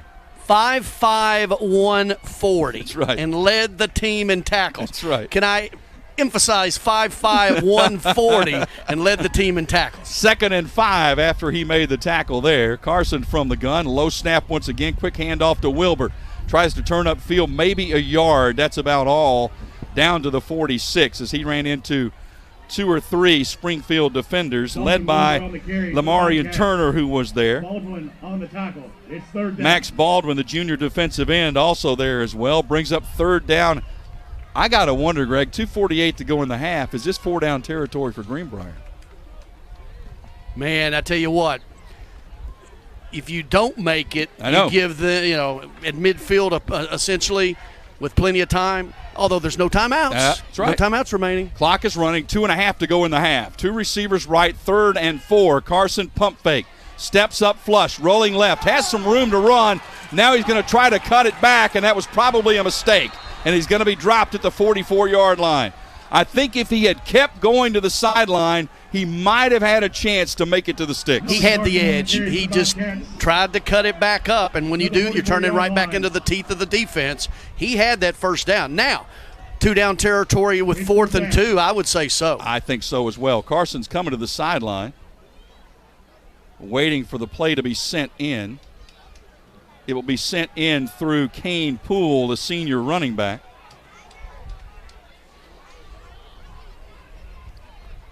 As DJ Jackson comes out of the game. 4th and 2. 2 receivers right, 1 left. From the gun, Carson takes the snap, running all the way. It's going to be close. I think he's got it. Pushed it just at the 40. Well, At first, I thought he had it for sure, and then the linesman on the other side kind of veered back a little bit. Depending on the spot, I think he's got it by about half the football. He did a little arc. He did. Yes, he did. Running in from the far sideline. It is the first down. I thought he had it clearly, and then when he came in, I was like, well, wait a minute, I'm not sure. 90 seconds left, clock is running. Noticeable, though, on that 4th and 2 that Nathan Robinson was not on the field. I know, yep. He is on the field now as he comes back in. Remember, no timeouts left for either team. Clock is running, 1:15 to go in the half. Springfield leading 14-0. Boy, a lot of time running here. 1:05 to go in the half. Carson takes the snap. Throws to the far sideline. Pass is caught, 35-yard line to Flood to the 31. He did not go out of bounds. He did get the first down, but he did not go out of bounds. Yeah, and he turned back into the field. He just takes 3 steps out of bounds. And now Flood is down, and that's going to prompt a stoppage of the clock for a player injury. Been a lot of conversation on the collegiate level about cramps. Yep. And how do you – I don't know how you can judge when a kid's faking or – and I'm not saying this one is, but – because this is just the second cramp, and he, if he's not cramping, he's playing the part. He's doing it. He sold it. Yeah. He sold it. But there is that emphasis. But I don't know how do you police that? I don't know how you could. I don't either. But the ethical nature of the game, comes into play. But I've heard teams, not necessarily collegiate teams, although I'd be willing to bet it's true, that know that there is a signal that is given by somebody that tells a certain player to go down at a certain time. Flood is coming off the field. You got to remember, Greg, that was one where he made a move on the sideline, made a couple of moves. It wasn't like he was just standing there and all of a sudden fell over. So I don't think anybody's questioning whether or not he had a cramp there. Well, and Coach Elmore brings the offense over here, so they eventually get that free timeout right. with the offense, and now the clock will start after that first down is placed. 55 seconds left to go in the half. First down Bobcats from the Springfield 31-yard line. Nolan Carson at quarterback. Has time. Rush coming now. Throws long. It's going to be too long and out of play. He was looking over there on the far side for DJ Jackson. Good coverage by Springfield. They had 2 defenders right there in the area. And that's what Coach Wilson said with this 4-4-3 or whatever you want to call it. That back 3, they play a true cover 3. Mm-hmm. They don't let anybody get behind them. 42 seconds left in the half. Boy, this would be big for the Bobcats if they could just get some points on the board going into the locker room. Trailing by 14. 2 receivers lined up, smokestack one behind the other on each side, left and right. Carson to throw. Straight drop, has a world of time. Over the middle, long. Pass is intercepted. Intercepted to the 5, to the 10, to the 15, to the 20, to the 30. That's Benford, who is tackled from behind by Carson at the 30-yard line. And once again, the Springfield defense denies the Bobcats in the scoring zone. And he had all day. And that right there was just a coverage interception. He had all day, only rushing 3 did Springfield. Out of that, they dropped everybody into coverage, and he really didn't have any place to throw it. I mean, he just sort of pitter-pattered back there, and he said, I guess I got to throw this thing somewhere. Curious now, what does Springfield do? 29 seconds left. They don't have any timeouts left. Ball's at their own 29-yard line. Do you just run the ball and get to halftime, or what do you do? How about that play action that got the receiver deep? Go to that. I think Crenshaw's just going to run to his left, but he finds room. 40, 45, midfield. 45, 40, cuts back. He's got a chance. 30, 25, 20, 15, to the 10, to the 5, to the end zone. Touchdown, Springfield. How about that? Crenshaw, 71 yards. They're not going down on one knee, Joe. Apparently not. I'll just tell you that. Well, I don't think that was they weren't trying to score on that play. He just got out on the edge, and for a 232-pound quarterback, he broke a tackle at about the 25-yard line with some niftiness there. He sort of turned it on. And then the speed to finish it. Yeah, absolutely. 71 yards, and boy, what a gut punch for Greenbrier with 12 seconds left in the half. All-state status last year, Mr. Football, contender this year. Good start for it, too, as the extra point is good. 12 seconds left, 71-yard touchdown. So Springfield with two big scoring plays, the 44-yard touchdown pass from Crenshaw and then the 71-yard touchdown run to push the lead to 3 touchdowns. Well, at 14-0, very manageable for Greenbrier. They've had some opportunities deep, turned the ball over twice deep in Springfield territory. And so you talking about the gut punch you mentioned a moment ago, that was it right there. Because 21-0, you go in a couple scores down. Now you're really going to have to get out of your things that you do offensively. You're not going to be able to run the wing tee. You're not going to be able to shorten the game. You want the game to be tighter now in the second half, and that goes against what Greenbrier wants to do offensively. And can't afford to give up anything else as well, so a lot of pressure on the defense. Well, I saw animation on the Greenbrier sideline. Coaches really trying to get into their players' faces and kind of jack them back up again, because that's a tough one to take when you're going to the locker room now looking down a 21-0 deficit. Interesting, no targets for Nathan Robinson out of that tight end spot. I know. And let's see if this is another touchback, and it is. It's going to go out of the end zone. Stay away from that grill. Why don't you go down there and guard it just in case?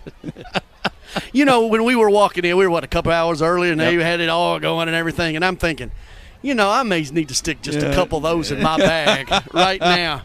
They may have, if you walked over and said, hey, you know who I am, right? I'm with Joe Fisher. That would have done it. Yeah, right.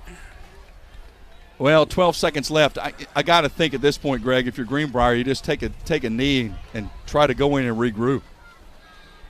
Although all the snaps go to the shotgun, and this one will as well.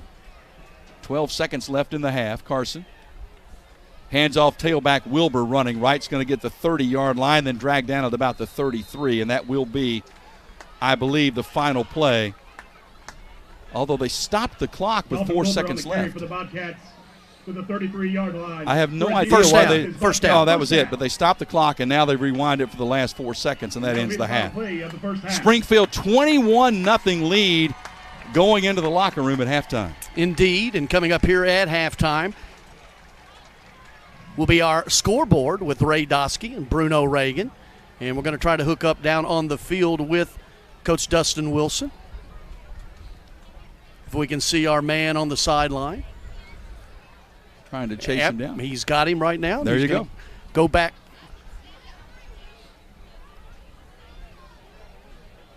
And we're going to be interviewing him. I hope so. As Coach, are you with us? Hey, Coach, nice end of the first half, huh? Yes, sir. It took a little while to get going, but like I told you all the day, right? That Springfield tradition there where your quarterback, you snap it to him and let him rock. When you ran that last play, I mean, obviously you like to score, but you were just probably trying to run just to run some time and get out of here and go to the locker room. Yeah, again, not trying to take credit for that, but he's our dude. Snap it to him and let him go. It's called play.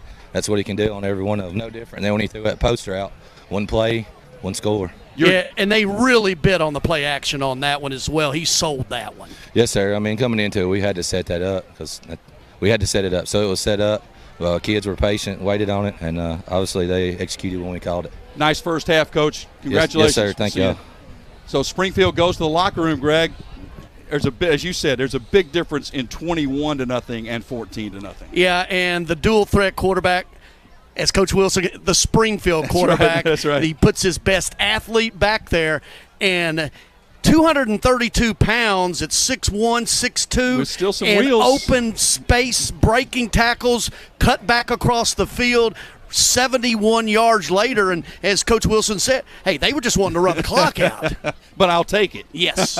So what do we got coming up at halftime? Well, coming up at halftime, it is sort of a tease of what's going to be after the game tonight, our scoreboard show, check down scoreboard show, and taking it away will be our good buddies Ray Doskey, Bruno Reagan, back in the Strike and Spare Family Fun Center studios. Take it away, guys.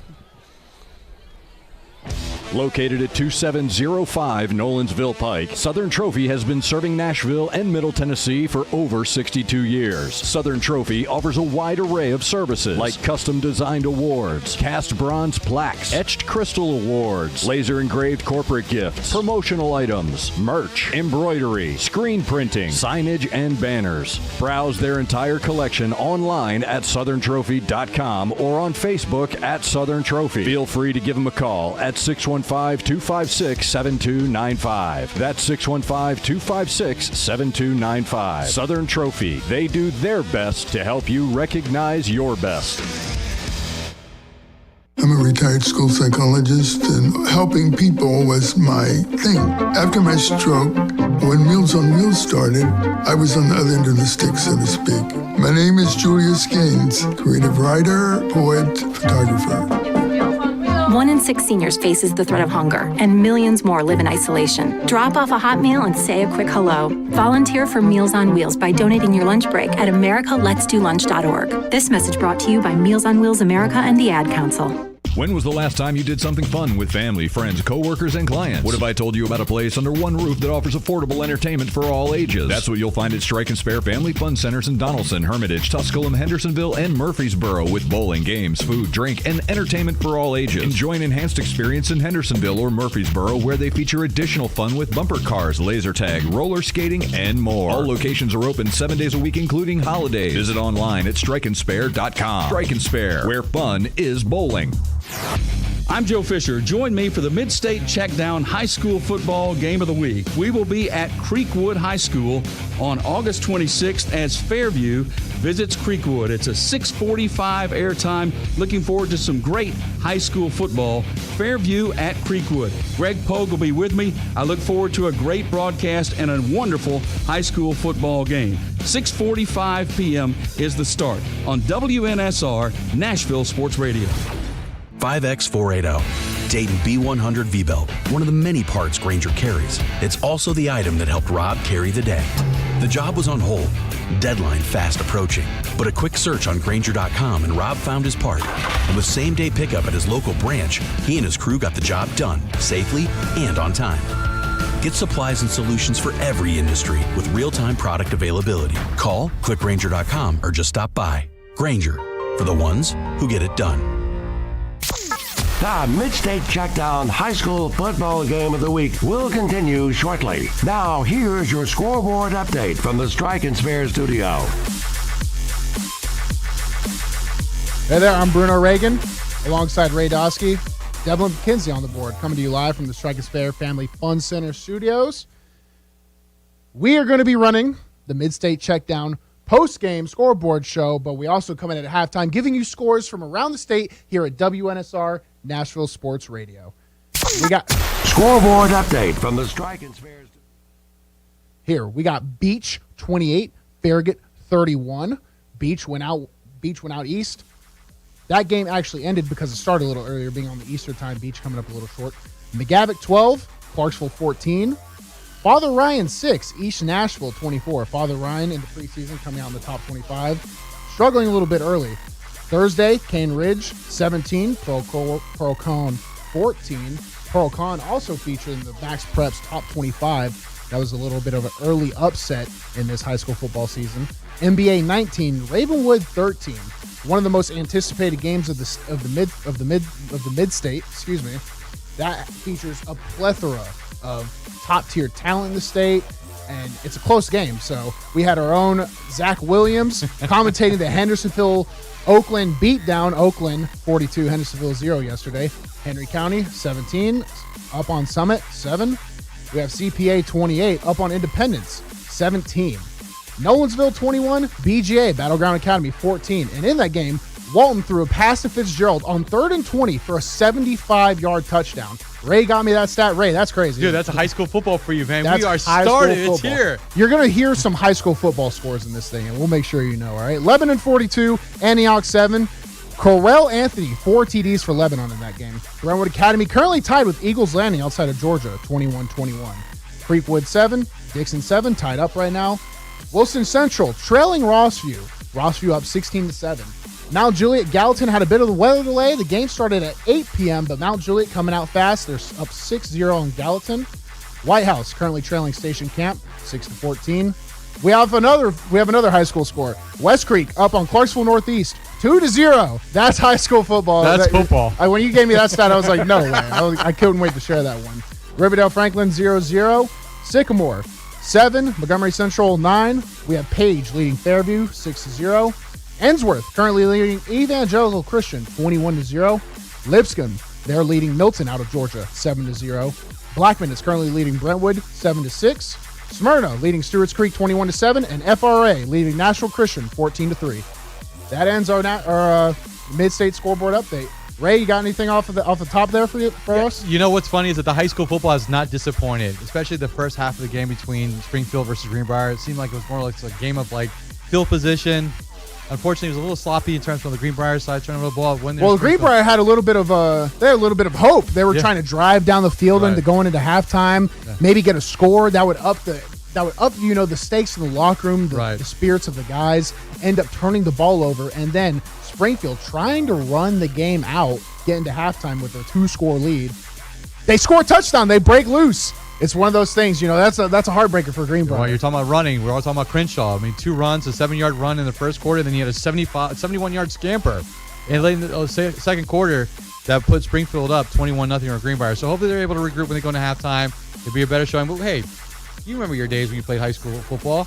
Get the jitters out the first game, right? All first too half, well. and then you go to the second half. It sucks because my high school days were a lot more competitive than my high school days were a lot more competitive than my college days playing at Vanderbilt. So I always have to give a shout out to my guys at Clarksville. They're up 14-12 in the Gabbert right now, so I appreciate it.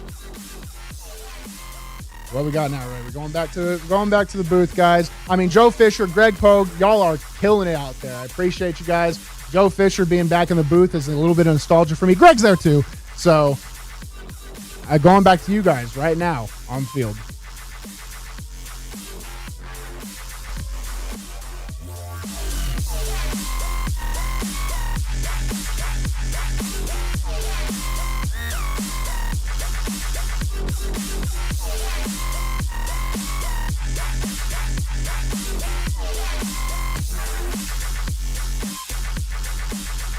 What happens to your decision making when you drink?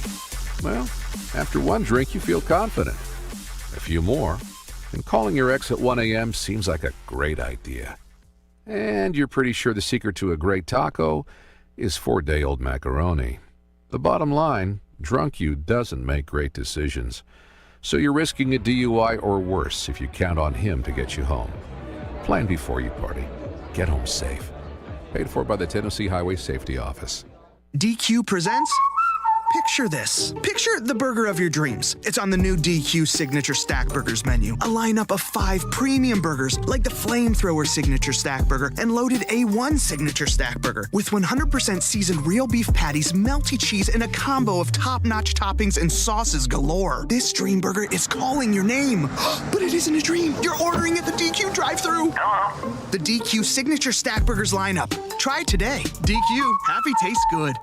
The World Champs are back. The Braves are out to defend their World Championship. And behind Matt Olson, Ronald Acuna, Dansby Swanson, Max Fried, and this loaded 2022 roster, a repeat is within reach. There goes Ozzie, 2-2 on the way, hit well.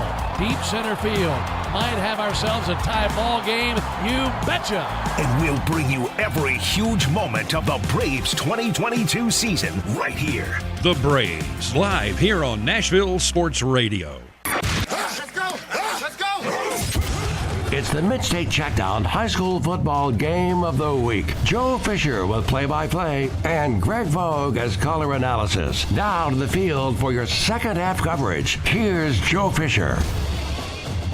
Halftime from Greenbrier High School as the visiting Springfield Yellow Jackets 21-0 lead over the Bobcats. Joe Fisher along with Greg Pogue here in the booth. And a couple of keys really to me to the first half. One of them was big plays, and Springfield had a couple of them. Yeah, and Springfield in the plus territory the first 2 times, 3 and out. But you keep giving Springfield that kind of opportunity. They hit the big one, hit the big pass on that play action. And our leading candidate for our Omni Nashville Hotel Player of the Game, after every game, we are going to present a plaque on the field to our player of the game that night. And then tomorrow morning on Prep Football Talk, we will be naming our Mid-State Player of the Week and presenting a plaque. We've just got plaques going out everywhere. That's right, plaques everywhere. Tim Leeper Roofing, thanks for that as well. But certainly the 14-0, the big gut punch was the big 71-yard run, where even when we talked to Coach Wilson after, at halftime there, they were just going to run the clock out. Yeah. And he got out into the open field, and 71 yards later, it's 21-0. Well, and a couple of keys, and you mentioned it too. Greenbrier had its chances in that first half. They were deep in Yellow Jacket territory on a couple of occasions.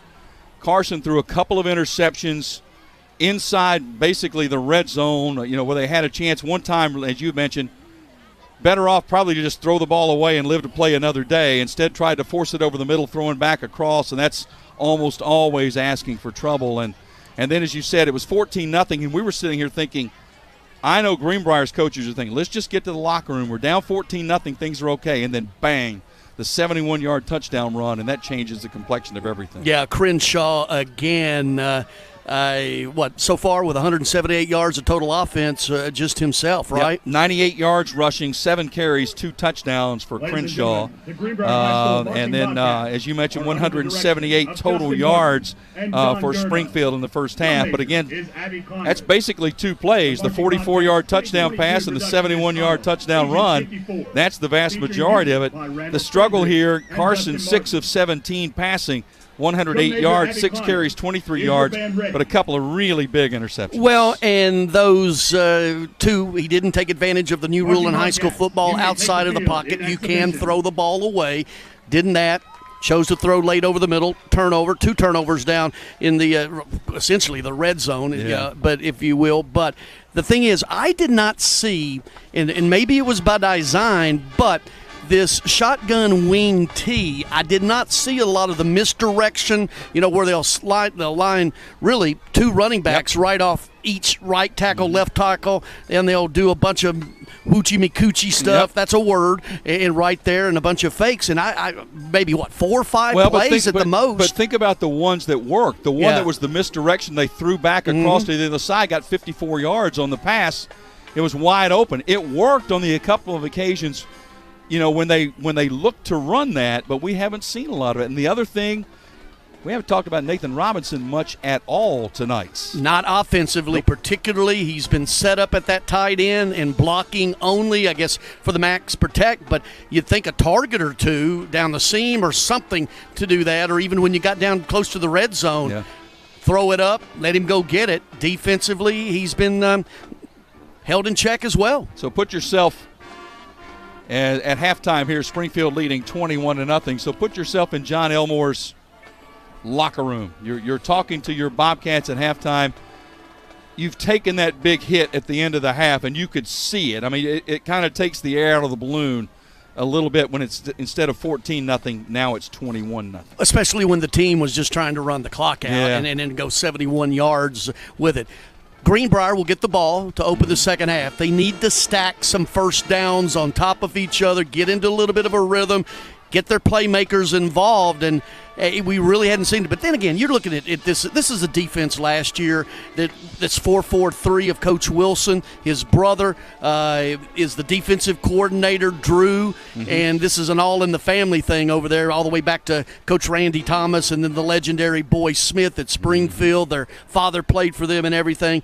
So if you're looking at that, I just think you got to stack some offensive plays and sort of keep the ball away. I know that you're down 3 touchdowns, but you can't go 3 and out, or you'll be down 4 and 5 touchdowns. And, neither team has really done that tonight. Neither team has really put together what you would call a methodical, sustained drive. Springfield has scored twice on big plays. One of them, in fact, 2 of them were one-play drives. Yeah.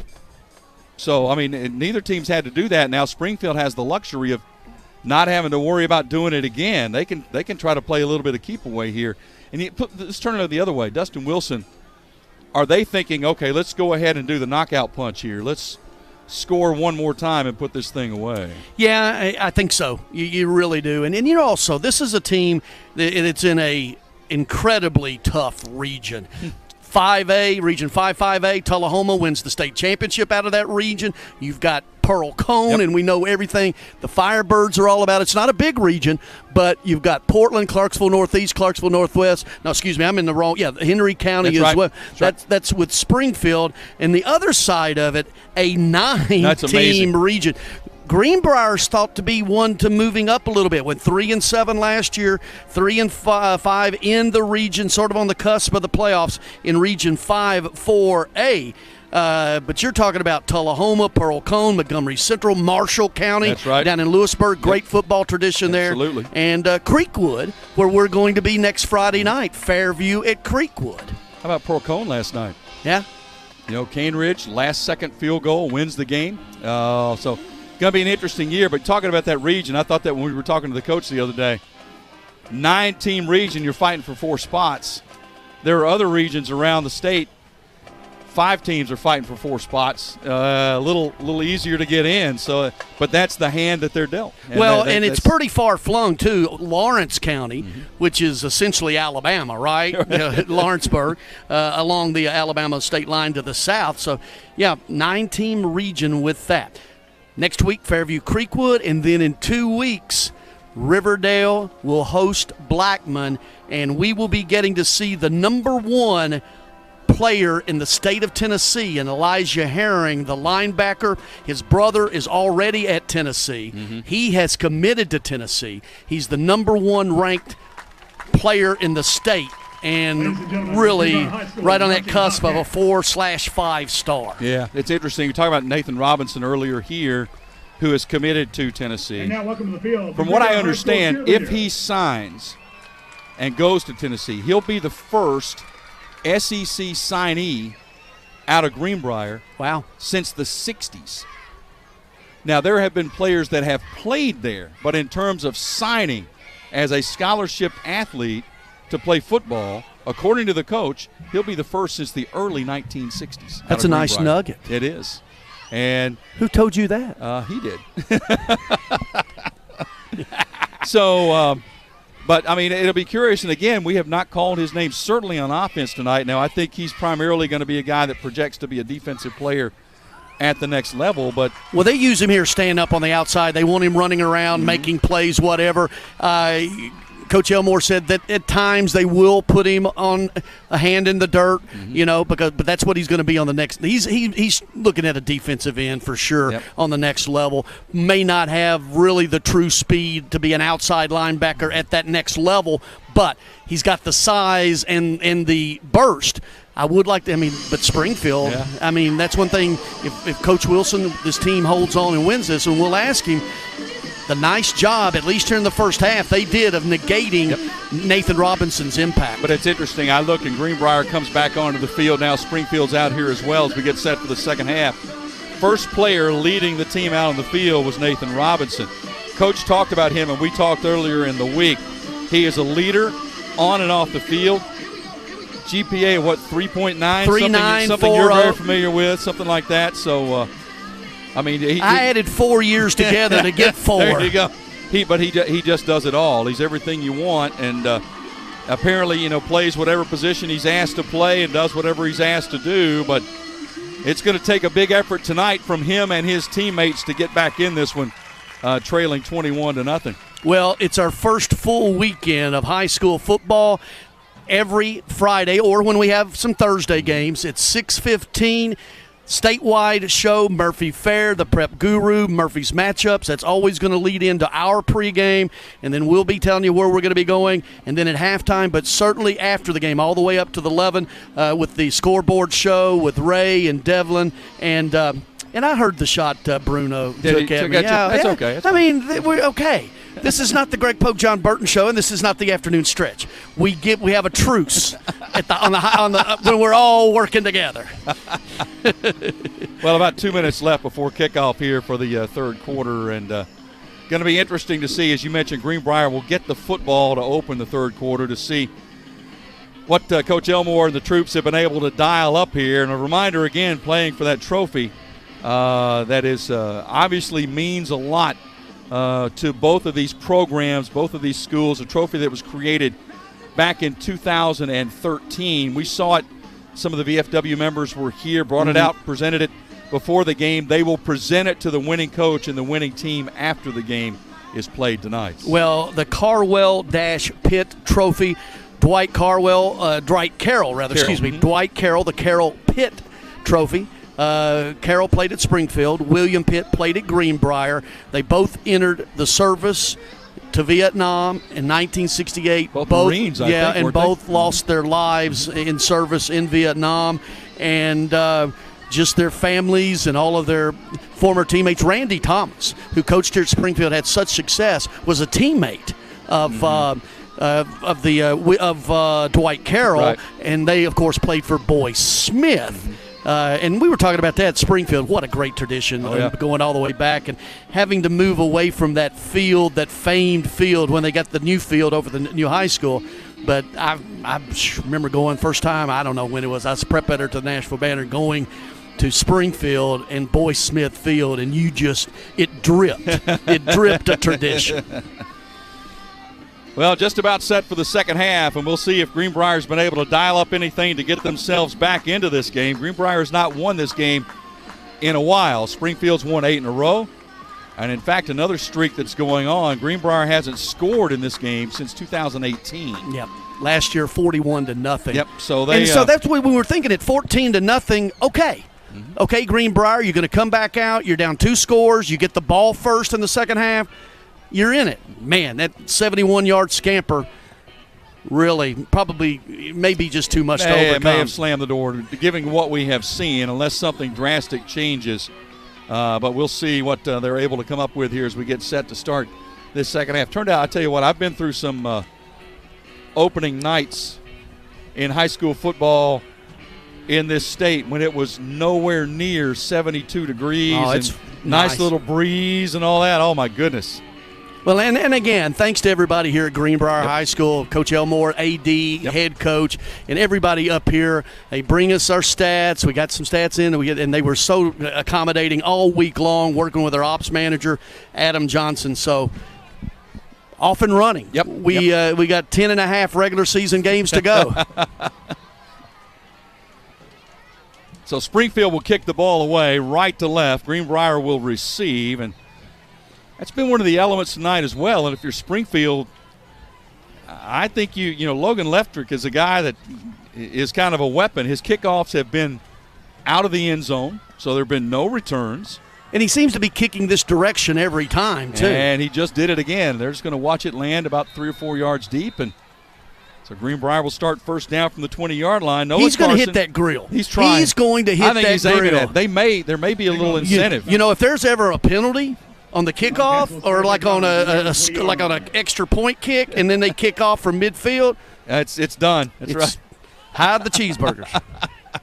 They must be good. Adam said he tried for an hour. And he's got his headsets on. He's monitoring. That's us. right. Absolutely. Yeah. There's no doubt about it. Seriously working hard. Standing down, trying to get the hamburger, but 100 people in line. I don't blame them. They smelled awfully good. So they'll spot the ball at the 20-yard line. Greenbrier will start first down and 10. Nolan Carson, 6 of 17 passing for 108 yards, but a couple of big interceptions in that first half. Carson hands to the tailback, tries to cut it back up the middle. Wilbur's going to get a couple, and that's about all. Trying to run off that right side, right behind Robinson. Woodard with the tackle in the middle. Gain of about 2.5. Tackle by Woodard. Second down and 8. And as you said, I think Coach Elmore would like nothing more than to just see like a methodical drive here, put a few first downs together. That hasn't happened really for either team tonight. Just underway, third quarter. Springfield 21, Greenbrier nothing. On second down, little movement. Carson's going to hand it off and going nowhere. Boy, they had that snuffed out immediately for a loss back to the original line of scrimmage. They tried a little motion and handed it off to DJ Jackson, and Springfield had 2 defenders waiting on him. No, they have really, out of that 4-4 front, really have tightened the screws on Greenbrier's offense. Well, that side, Max Baldwin over there. Grundy's had a good night. Matt Gregory, Alan Dickerson, the front 4. And they're really not biting on those fakes either. They're really holding their area of responsibility. 3rd down and a long 9. 2 receivers right, 1 left. Carson in the gun. Carson rolling right, being chased, looking downfield, running out of real estate, now trying to cut it back, throws out of bounds. Pass was intended there on the sideline at the 25-yard line for the receiver, Laney, but was out of bounds, and that'll bring up 4th down. And Greenbrier, unfortunately for them, will have a 3-and-out situation. Well, having to roll the pocket just because of the penetration up front of the Springfield defense and flooding the area as well. You had an under one, and you had one 20 yards down with that same out pattern, but he was running for his life. Yes, he was. Benford and Cobbins back deep. They're standing at midfield. Carson is once again in the punt formation for the Bobcats. It was Wilbur earlier, but they had a couple of struggles early in the punt game. They've opted for Carson now, a late substitution, trying to get an 11th man on the line of scrimmage. High snap, Carson low, end over end, bounces, going to take a great bounce, going to get about 20 yards on the roll and die at about the 37-yard line of the Yellow Jackets. That's one of the best overall punts of the night at 35 yards. Yeah, and it looked like a scalded 4-iron. Not yours. No, I don't. You hit him with that nice little draw. My 4, I've got in my bag 3, 5, 7, 9 putter, 1 and 3 Persimmon Woods. Oh my goodness! First down. Sam, remember those Sam Snead Jr.? Yeah. Oh, absolutely, yeah. I do. Yes. First down for Crenshaw at quarterback. Had a good first half. Hands off Daniels, running right, upended at the 40-yard line. Nice open field tackle out there by Flood. But a gain of about 3 yards on first down. Yeah, and if you're Springfield, what do? You just don't allow Greenbrier to get back in this with turnovers, quick 3-and-outs. You want the clock to run, stack some possessions and some first downs, and really let that clock run right now. 3-touchdown lead, and Greenbrier really hasn't showed much. A couple spots here or there with a big play here or there, but really hasn't shown that they could drive the football. 2nd and 7. Crenshaw will hand to the tailback, running left, cuts upfield to the 45-yard line, about 2 yards shy of the first down on the carry there. That, I believe, that time was Miltier with the carry. Miltier is the fullback. Daniels at tailback. Brings up 3rd down and 2, and I got to believe this is another running down.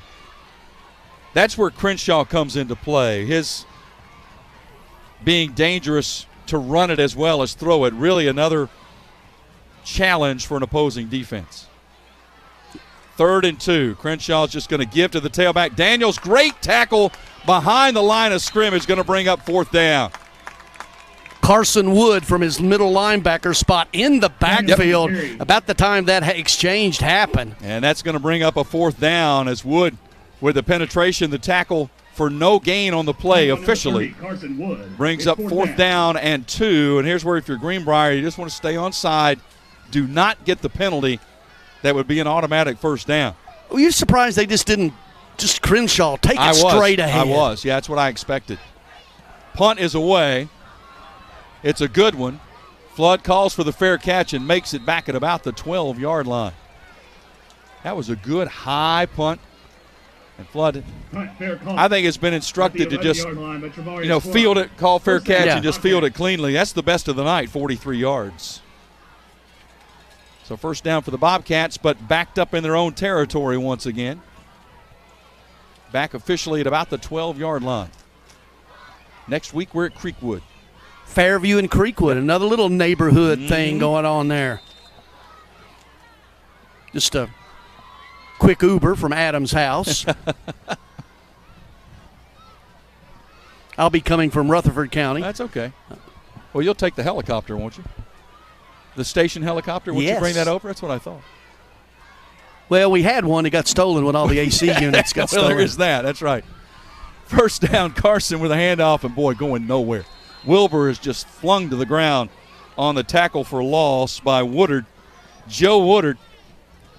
Boy, and Greenbrier just getting nothing done offensively, and that penetration just shut down any opportunity to make a play. That was a loss of 3. Woodard, 5'4". Well, they say 163 here. Coach told us 140. That's right. Okay, he undersold him. But he's wearing the pads. Yeah, 5'4", 163, the top returning tackler. And you can see why there. Clock running, 7:50 to go in the third quarter. I guess you could say he could get up under their pads. That's right. He has the advantage on the pad angle for sure. Carson was over on the sideline getting the play call, so it took a while. Quick pass, near side, caught by Flood. And he's going to be wrapped up after a short gain to the 13-yard line. Keontae Woodard, the first to make contact there for the Yellow Jackets. And that'll bring up third down, and I think about 9. I tell you, remember that they call it the 4-4-3, basically the old split 6, wide tackle 6, or whatever you want to come at. Kentucky used to run that. But I tell you, their lateral movement to the ball in either direction, east-west, they just about every play have 2 to 3 players at the ball. And everything getting turned back in, as you said. Inside 7 minutes to go, third quarter. Carson on third down and 9. Running left. Quick handoff, trying to get outside, nowhere to go. But once again, great pursuit by Springfield out there for a short gain on the play on the carry by D.J. Jackson. And once again, that was Woodard leading the way. He broke 3 tackles to get 3 yards. Yes, he did. Yeah, there's traffic behind the line of scrimmage every time. And that brings up another fourth down. Credit the Springfield defense, Greg. They have just been tenacious all night long. And again, the Yellow Jackets should get good field position. Carson back to punt. No rush at all. Low end over end, going to bounce, and once again going to take a really nice roll for the Bobcats back inside the 40 to about the 38-yard line. That punt never gets more than about 10 feet off the ground, but it ends up with 47 yards. 47 yards. And did you see the up man comes up, the back man who's going to catch it, he comes up and gives the fair catch sign and just runs past the ball. And then the ball, goes 20 yards? Well, I'm sure the last thing their coach wants is to try to field that ball. That's a tough one to catch, so just get out of the way. Well, and what we said, what would let Greenbrier get back into this game? Turnovers, 3 and out, certainly. First and 10 for the Yellow Jackets from their own 38-yard line. 6 minutes to go in this third quarter. Springfield 21, Greenbrier nothing. Devin Crenshaw in the shotgun. Hands off tailback Daniels. No, it's a play fake inside, in fact. And the give inside to the 44-yard line. Good misdirection there. And the carry by Benford gets about 6 yards on the play. Little misdirection on that play as well. Gain of 6, second down and 4. Little inside trap play. Well, you got to wonder if Springfield even wants to put the ball into the air anymore.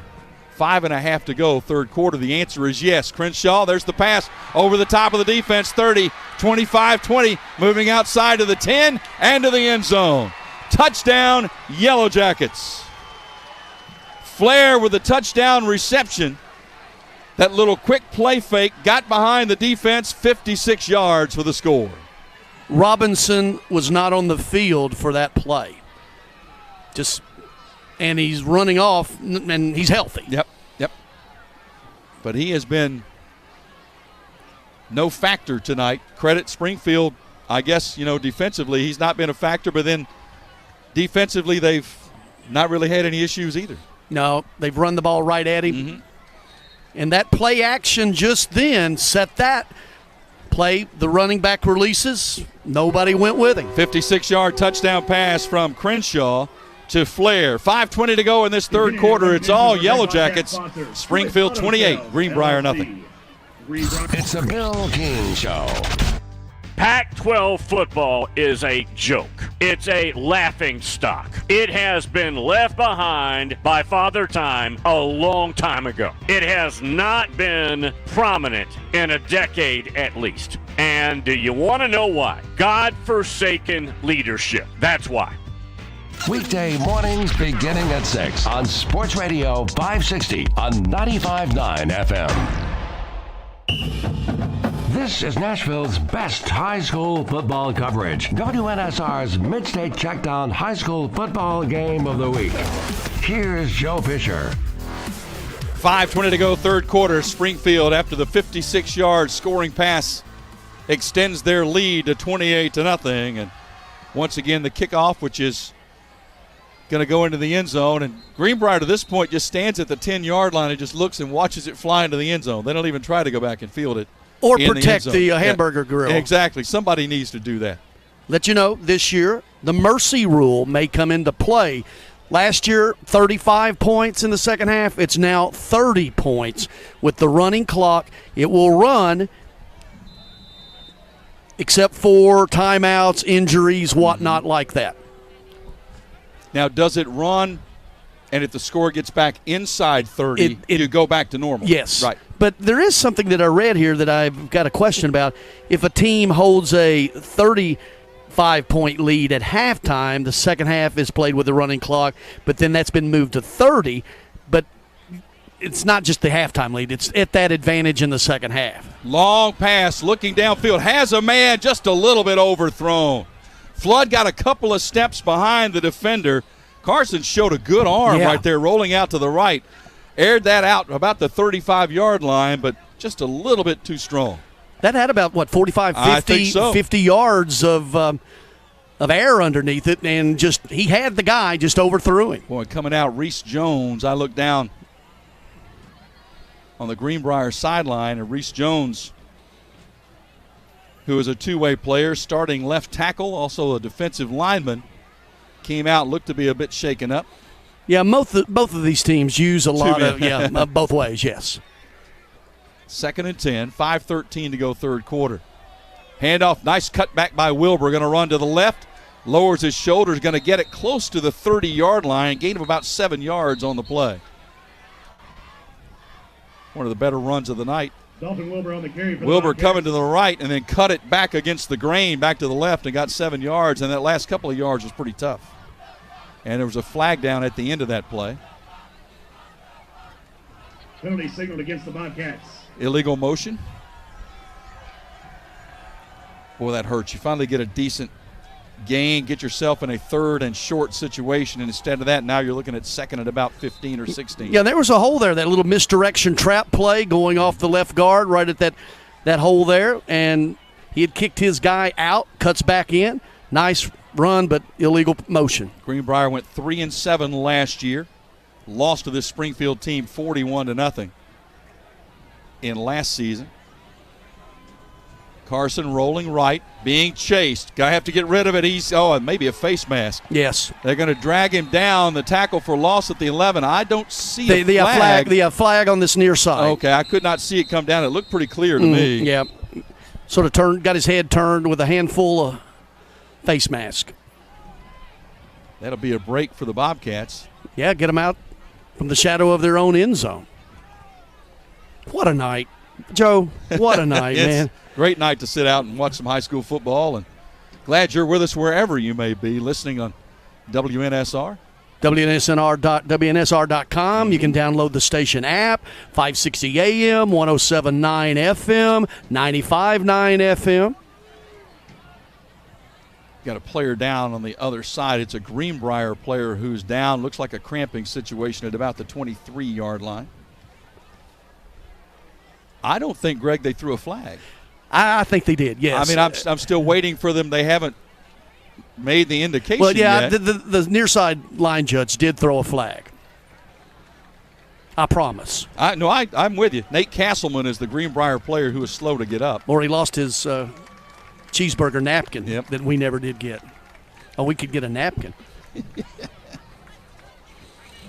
Yeah, let's see what the Castleman walking slowly coming to the near side. Well, immediately following the game broadcast, keep your dial glued to WNSR for the Mid-State Checkdown High School Football Scoreboard Show. Bruno Reagan, Ray Doskey, Devlin McKenzie, they take you all around the Mid-State for all your high school football scores and stats and call-ins and all that kind of stuff. Every night after every one of our games, Thursday, Fridays, check the listings each week, and they'll be doing it till 11 o'clock. There was no flag. I'm just saying. They're going. Well, they must have waved it off. They're going from that spot. But anyway, The scoreboard says 2nd down and 15. Well, his head turned around I agree. Like Linda Blair in The Exorcist. It looked pretty clear. Man. His head was going one way and his body was going the other. 2nd down and 14 on the scoreboard. Maybe exaggerated, excuse me. Over the middle. There's the first catch by Robinson of the night, and he's up in it at about the 29-yard line. He'll be a couple of yards shy of the first down. That is the first time I can recall they've targeted the big guy. Yeah, I was going tonight. to say, not only first catch, first target. 6'6", and he runs, what do you think he runs, 4'8", 4'7", in that range? And an athlete like that, only that's the first target here. That was a nice open field tackle as well. That was a nice hit, kept him short of the first down, 3rd down and 2. And not a lot of urgency on the Bobcats sideline right now as Carson even is looking to the sideline, motioning with a little windmill. Let's get this thing going. We got to get in and snap the ball. It's 3rd and 1. We can't afford to delay a game here. Yeah, play clock at 4. Carson in the gun on 3rd and 1. Going to keep all the way. He'll turn up half the first down across the 35 to about the 36-yard line. They flirted with a delay right there. Yeah, and a pretty basic just snap it and run off left tackle. Across the 35-yard line for a D1 services. Well, that's where if you've got Robinson at tight end out on that left side, then you've got if Jones is in, you've got some pretty good size on that left side. I'm still wanting to see a seam route to the tight end, Robinson. Just send him straight down the field. Throw it up and hit him on the run. And let him get it on the stride. 2:35 to go, 3rd quarter. Springfield 28, Greenbrier nothing. Shotgun formation, 2 receivers left. Carson, low snap, play action, rush, dumps it incomplete. Just kind of had to get rid of that. He was being chased, threw it at the feet of Braxton Laney.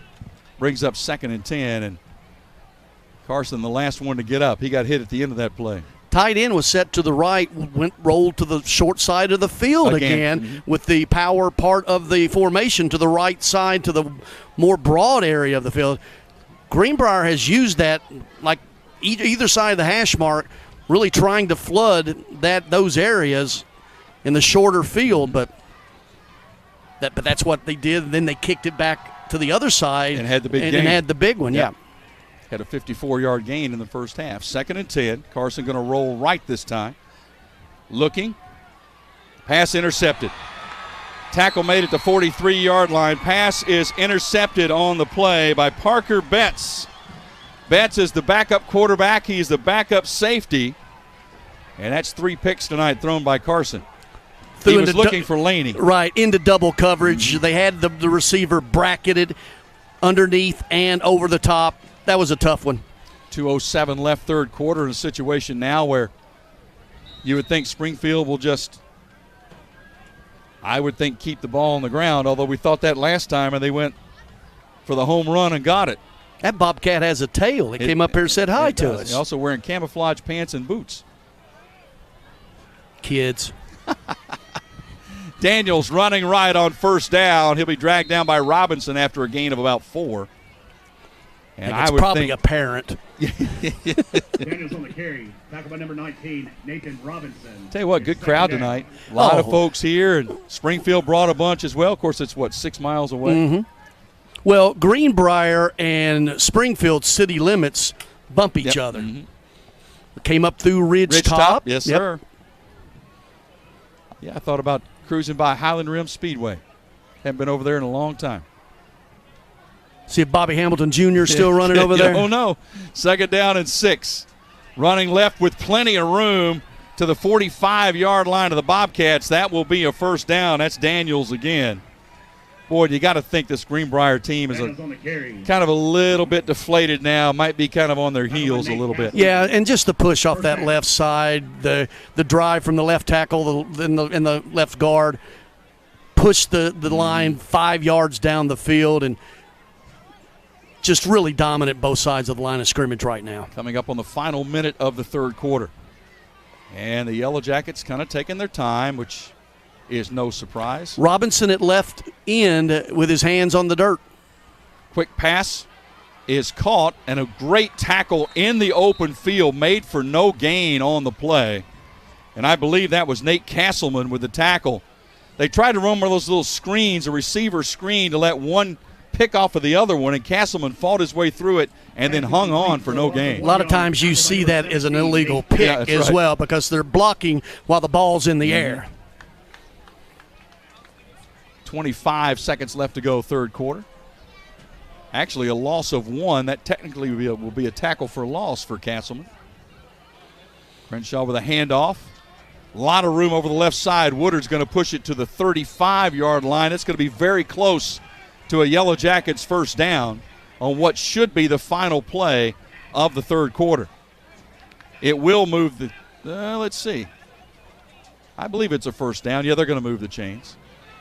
I do like the lighted down marker, Greg. That's a really nifty thing. Because you usually just see those fold-over things. It's terrific.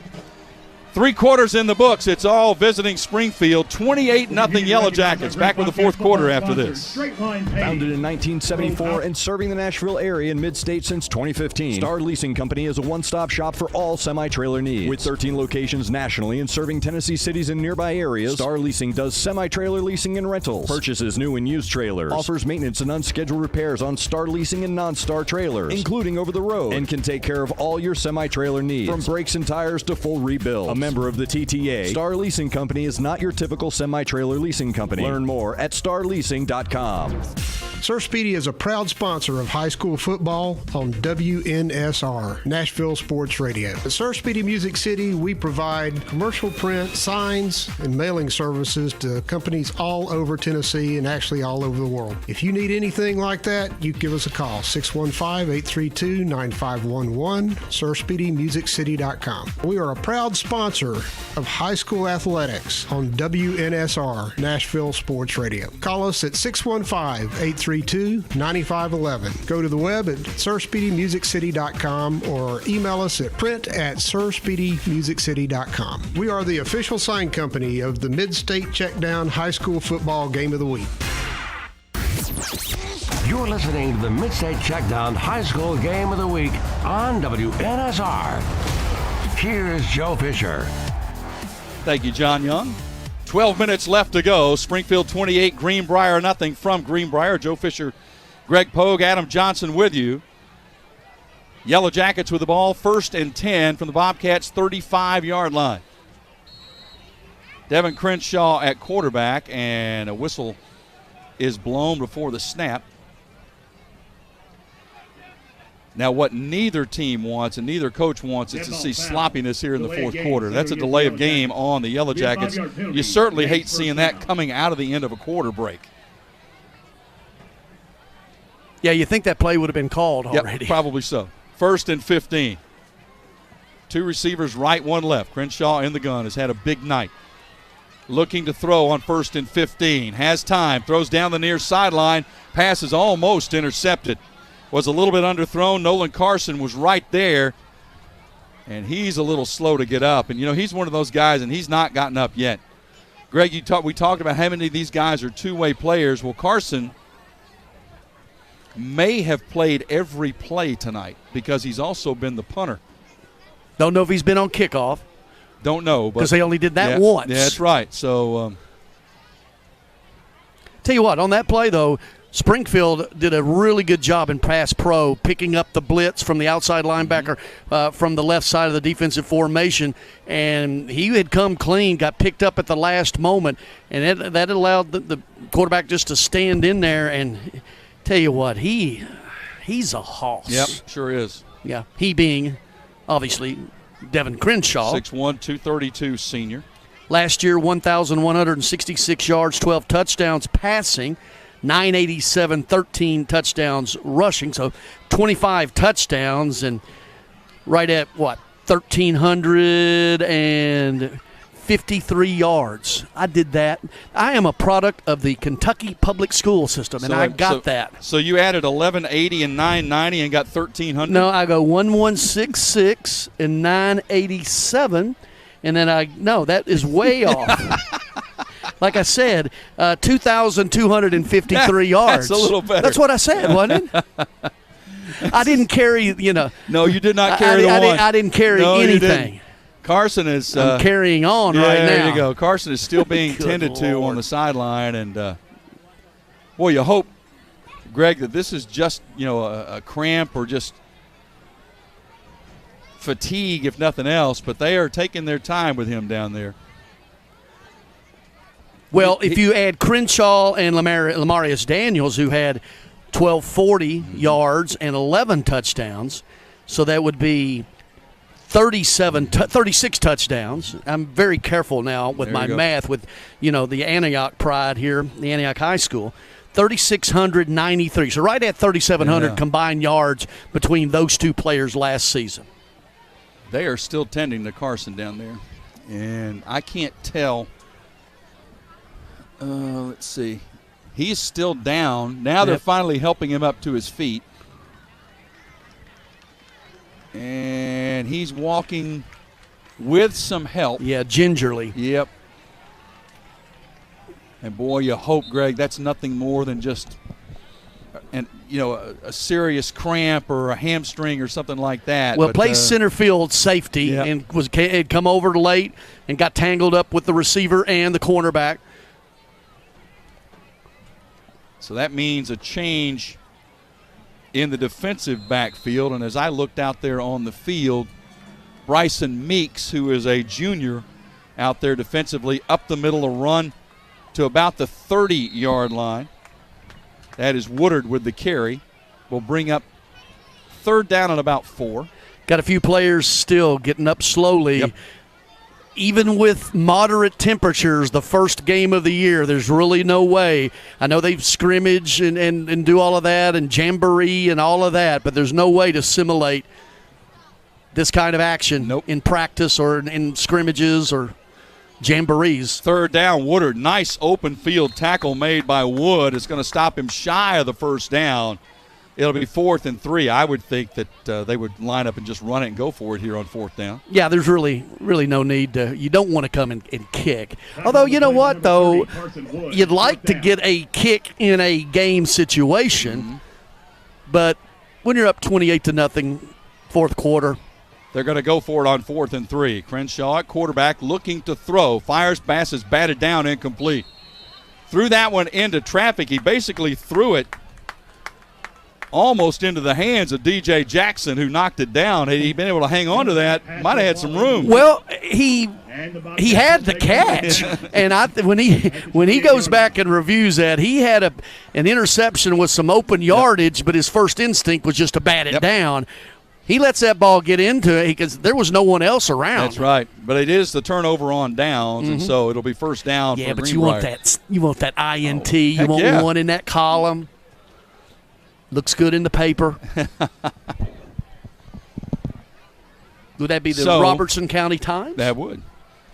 So let's see. With Carson out, that will mean that Braxton Laney will be the quarterback. Laney, the senior, 5'9", 188. Well, Greenbrier got an 11th man on the field at the very last second. In fact, I think he was late, and that's going to be a penalty as the flag came down. They tried to get him in off the sideline. The run was for about 4 yards, but that's going to be a illegal substitution or illegal motion or whatever you want to call it, but that's going to be a penalty on the Bobcats. And one of the few times tonight that they have gotten into favorable down and distance, they've had to bring it back with illegal motion penalties here instead of it being, 2nd and 5 is 2nd and 15. It's going to be one of those John Elmore's going to, I think, harp on after this game. They've had a few penalties that have been really costly tonight. Instead, now it's 1st and 15 with the ball back to the 23-yard line. 10.5 minutes left to play here at Greenbrier. Down and distance has not been their friend not at all. Handoff and nowhere to go. Just smothered for a loss of 3 on the play. Carson Wood tried to carry, and, boy, there was absolutely nowhere to go. Taylor Miltier was there to help lead the charge for the tackle for loss, and that brings up now 2nd down and 17. Boy, when you get penetration without having to blitz, when you can just do it with your defensive front, you can have an awfully good defensive night, and that's what's happened tonight. Yeah, this 4-man front just really has controlled the line of scrimmage. And Greenbrier's got some big boys up front, too. Two receivers left on 2nd down and 17. Clock running, 9:40 left to play. Handoff to Wood, going nowhere. Boy, they just try to get outside, but, Greg, there's traffic even when the ball is handed to them in the backfield. And no wing T at all, right? Just a straight inside handoff right there. Not much that we've seen. Seen it a couple of times tonight. Had a couple of nice plays with it, but we haven't seen, when you see the notes and it says you run the wing T, boy, you're thinking they're going to be misdirection and running backs in the backfield going all different directions. There just hasn't been much of that tonight. And probably a lot of that has to do with Springfield. I would think so. Just getting that push up front. Absolutely. 9 minutes left to play. Can't do a lot of dipsy-do when the other team's back there where you're dipsying. That's right. Dipsy-do dunkaroo. Two receivers left. Snap is on the ground and falling on it, and with the recovery is Laney, but that's going to be a loss. Greenbrier just going the wrong direction. Boy, if you're playing defense in a situation like this, you don't really have to worry. You just lay your ears back and go, and that's what they're doing right now. 4th down and 25. And now remember, Carson was handling the punting. He came in. Wilbur's the original punter. He's back out there. He had a couple of rough ones in the first half, but he's now forced back out there again. Yeah, 1 for 8 and 1 for 7 consecutively.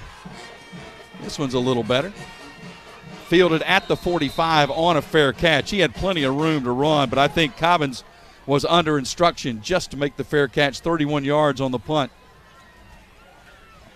And now in complete control, the Yellow Jackets with 8:09 left to play, and I'm sure that Coach Wilson would like nothing more than a nice, methodical, run-driven, run-the-clock kind of drive.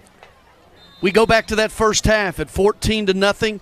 Looked like Springfield was just going to run the ball out, breaks the big one, the 71-yarder, and it's been all downhill then. Daniels runs left, cuts it back to the right. He's close to a first down, depending on the spot. He'll have right at 10 yards down to the 35-yard line. Tell you what, one of the things I've noted, not many of the Greenbrier folks have left. They're all kind of hanging out on a Friday night, supporting their team, and haven't had a lot to cheer about tonight. Maybe cheeseburgers are half price right after the game. It could be. We'll find out. Sounds pretty good. Adam. Hand off to Daniels. It was 2nd and short. That will be the first down, close to the 30-yard line. Mark him down at the 31. So, tell you what, you and Adam break down the equipment and get it all in our in our WNSR van. Right. I'll go get go get the burgers. Okay. All right. That could work. 7:20 left to play. We'll be at Creekwood next week. Fairview at Creekwood. That's a 6:45 kickoff or start time for us. 7 o'clock kickoff. Tackle made inside the 30 to the 29 on the carry, and that's another player that's slow to get up, but he did with a little bit of a hobble, and that's Daniels, and he's going to go to the sideline. I think he's okay, but just kind of tweaked something there, and so he's going to trot to the sideline. Fairview, the Yellow Jackets also, aren't they? I believe so. I think that's right. Mm-hmm. Only have to change one name on my spotting board. Here at Bobcat Field, that's right. The Briar Patch. That's right, the Briar Patch. Short gain on 2nd down on the run, running left. And again, Springfield just content to run the ball and run the clock at this point. DJ Jackson made the tackle, gets some help up. Both teams really substituting liberally right now. This late in the game. Get some players, some experience out there. Nathan Robinson coming out. Mm-hmm. Yep. Has to be a frustrating night for the UT commitment. He might be done for the night.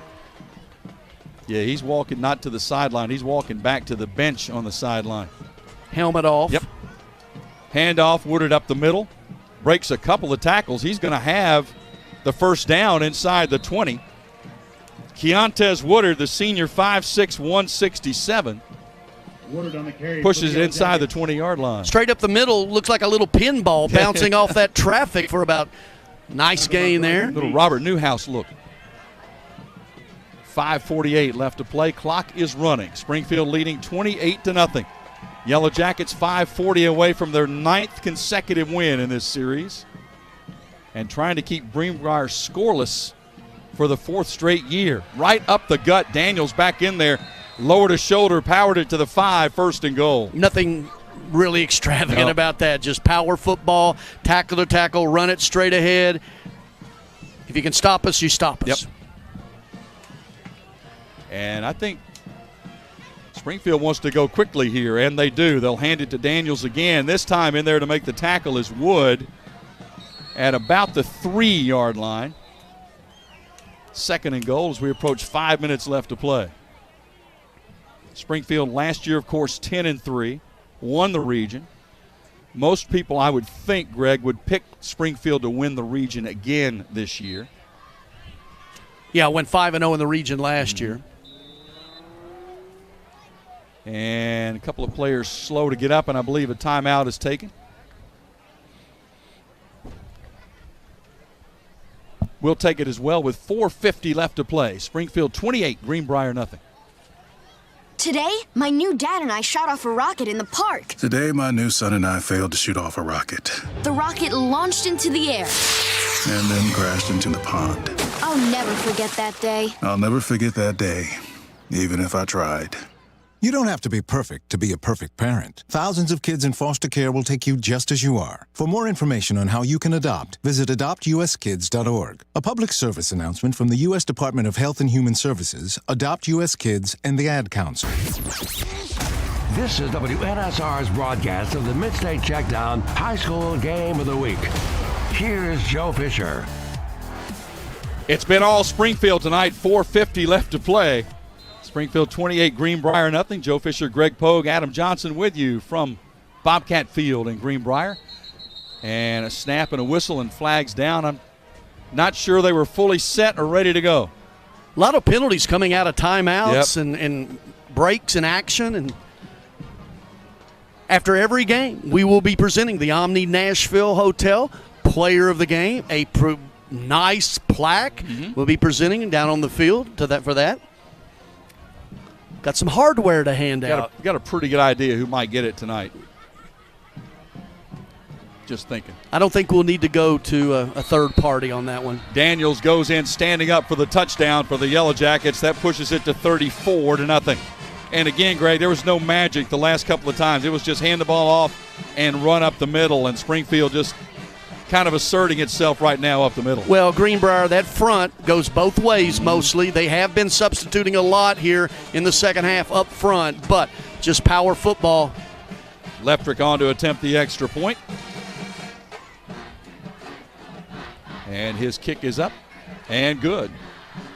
So 4:35 left to play, and the Yellow Jackets extend their lead. We'll take a break. It's 35-0 Springfield. Located at 2705 Nolensville Pike, Southern Trophy has been serving Nashville and Middle Tennessee for over 62 years. Southern Trophy offers a wide array of services like custom-designed awards, cast bronze plaques, etched crystal awards, laser-engraved corporate gifts, promotional items, merch, embroidery, screen printing, signage, and banners. Browse their entire collection online at southerntrophy.com or on Facebook at Southern Trophy. Feel free to give them a call at 615-256-7295. That's 615-256-7295. Southern Trophy. They do their best to help you recognize your best. Welcome back to the Mid-State Checkdown High School Football Game of the Week on WNSR. Here's Joe Fisher. 4:35 to play from Greenbrier. Springfield with a 35-0 advantage. The Yellow Jackets looking to open their season. What used to be a region game. These two teams used to be in the same region. So, Greg, not only was it a neighborhood rivalry, but it was a region game. Not the same right now. Springfield bumps up in class to 5A. Is that, well, all of Middle Tennessee just exploding. Yep.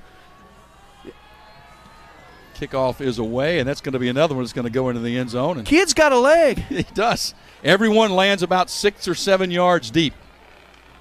Very consistently. And again, the Greenbrier players just stand at the 10-yard line and just turn and watch it go over their heads and then get ready to go to the 20-yard line. Did you say Bruno Reagan will be doing the scoreboard show on site? I don't know. That looks just like Bruno Reagan. It does. The poor guy. It does.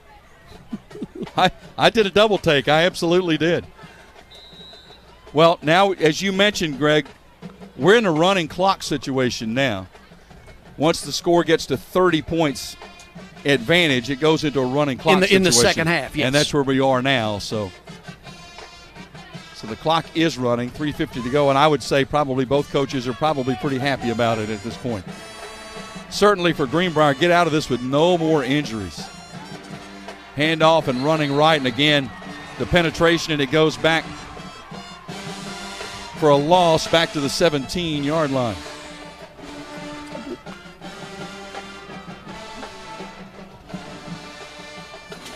Again, the clock continues to run. Nolan Carson was the quarterback for the majority of this game. Left the game with an injury, hopefully nothing serious. But now you've got Laney, the backup quarterback, in. I've just been presented with the Mid-State Checkdown Player of the Week plaque. I think it's well deserved. Thank you. You did not miss a tackle or drop a ball tonight. Handoff, tailback running to the left, going to turn up across the 20, gets to the 25, collared from behind. That is the first carry of the night. As you're going to see some new players in here. That's Cameron Grizzard, who is a 5'8" sophomore. His first carry. 3rd down and 5. Again, the clock running, 2:30 left to play. Some of the fans have finally decided to call it a night here from Bobcat Stadium. Handoff running left again is Grizzard, and he's dragged down for no gain on the play. Tackle made by number 68 for Springfield. That's Colton Brown. 5'11", 231. And for the 4th year in a row, it appears that Greenbrier will be blanked in this game. Yep, haven't scored in this game since 2018.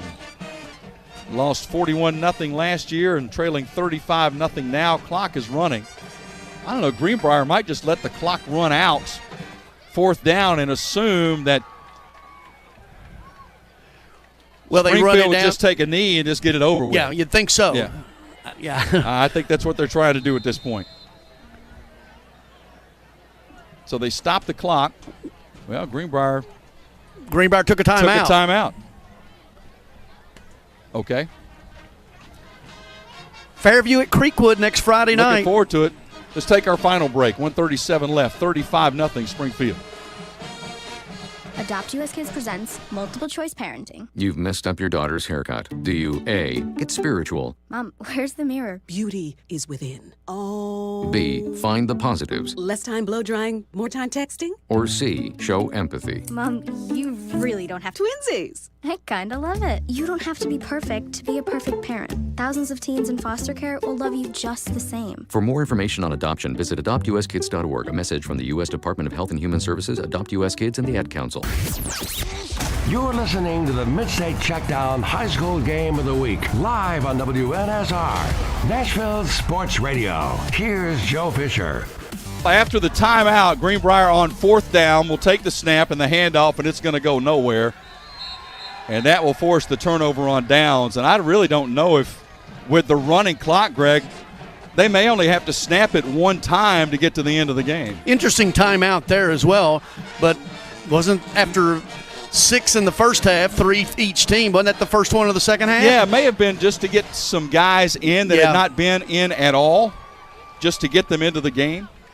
The ball is at the 21-yard line of the Bobcats. Crenshaw has gone all the way at quarterback for Springfield. He is still in there, but we're inside the final minute. At this point, take a snap, take a knee, and take a win and go home. Take a plaque. Yep, take a plaque. Take a trophy. And they're going to line up in the victory formation. Benford standing about 9 yards behind the line of scrimmage. Trying to count this down where they only have to snap it one more time. Yes, the Carroll Pitt Trophy will be handed out. There's the snap, and there he takes a knee with 30 seconds left. I don't believe they'll have to snap it again. Springfield impressive. The big turning point, Greg.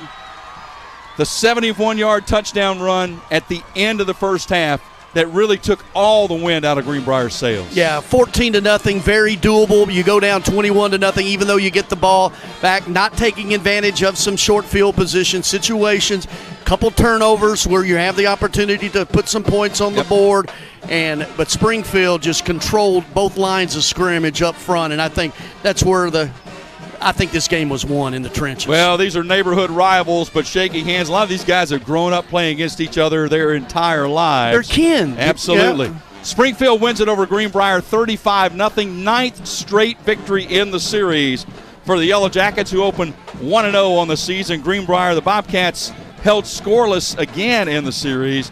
They open up 0-1.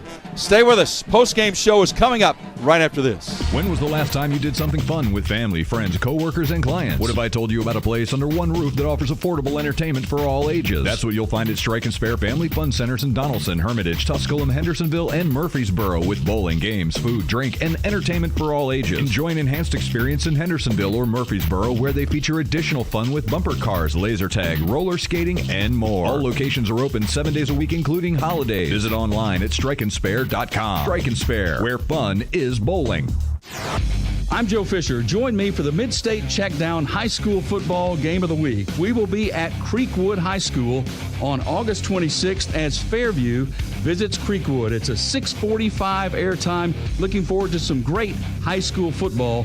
Fairview at Creekwood. Greg Pogue will be with me. I look forward to a great broadcast and a wonderful high school football game. 6:45 p.m. is the start on WNSR, Nashville Sports Radio.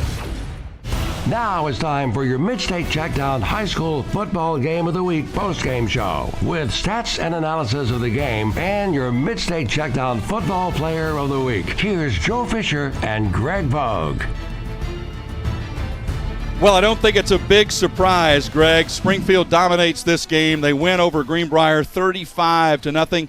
It was a game of big plays. Springfield capitalized on some big scoring plays, led by their quarterback, Devin Crenshaw. A couple of key turnovers as well by the offense for Greenbrier, and that big play at the end of the first half really did it. Well, and we're going to be to that quarterback presenting after the game the Mid-State Checkdown Player of the Week game. We're going to have a conversation here in a little while with Coach Wilson, the winning coach as well. But as of right now, out on the field, both teams surrounded by supporters, cheerleaders, and everything. The presentation of the Carroll Pitt Trophy. Commander of VFW Post 2120, presented to the Springfield Yellow Jackets. Something that started back 2013, I believe, was when it was conceived. Yep. Yeah. Dwight Carroll played for Springfield. William Pitt for Greenbrier. Both played in the 60s. Both served in the Marine Corps. Both served in Vietnam. Both lost their lives within 3 months of each other. Right. Yep. And the move came of families involved, and then to create this trophy for the winning team to play for each year. And it's a lot of pomp and circumstance around it. It's highly revered here. And both teams, again, cheerleading crews, support staff, all gathered around as this trophy presentation being made. And I think that what's going on right now in the middle of that huddle, Greg, is one of the VFW members is sort of telling the story to both of the teams of what took place. These guys who enlisted in 1967 and lost their lives May of 1968.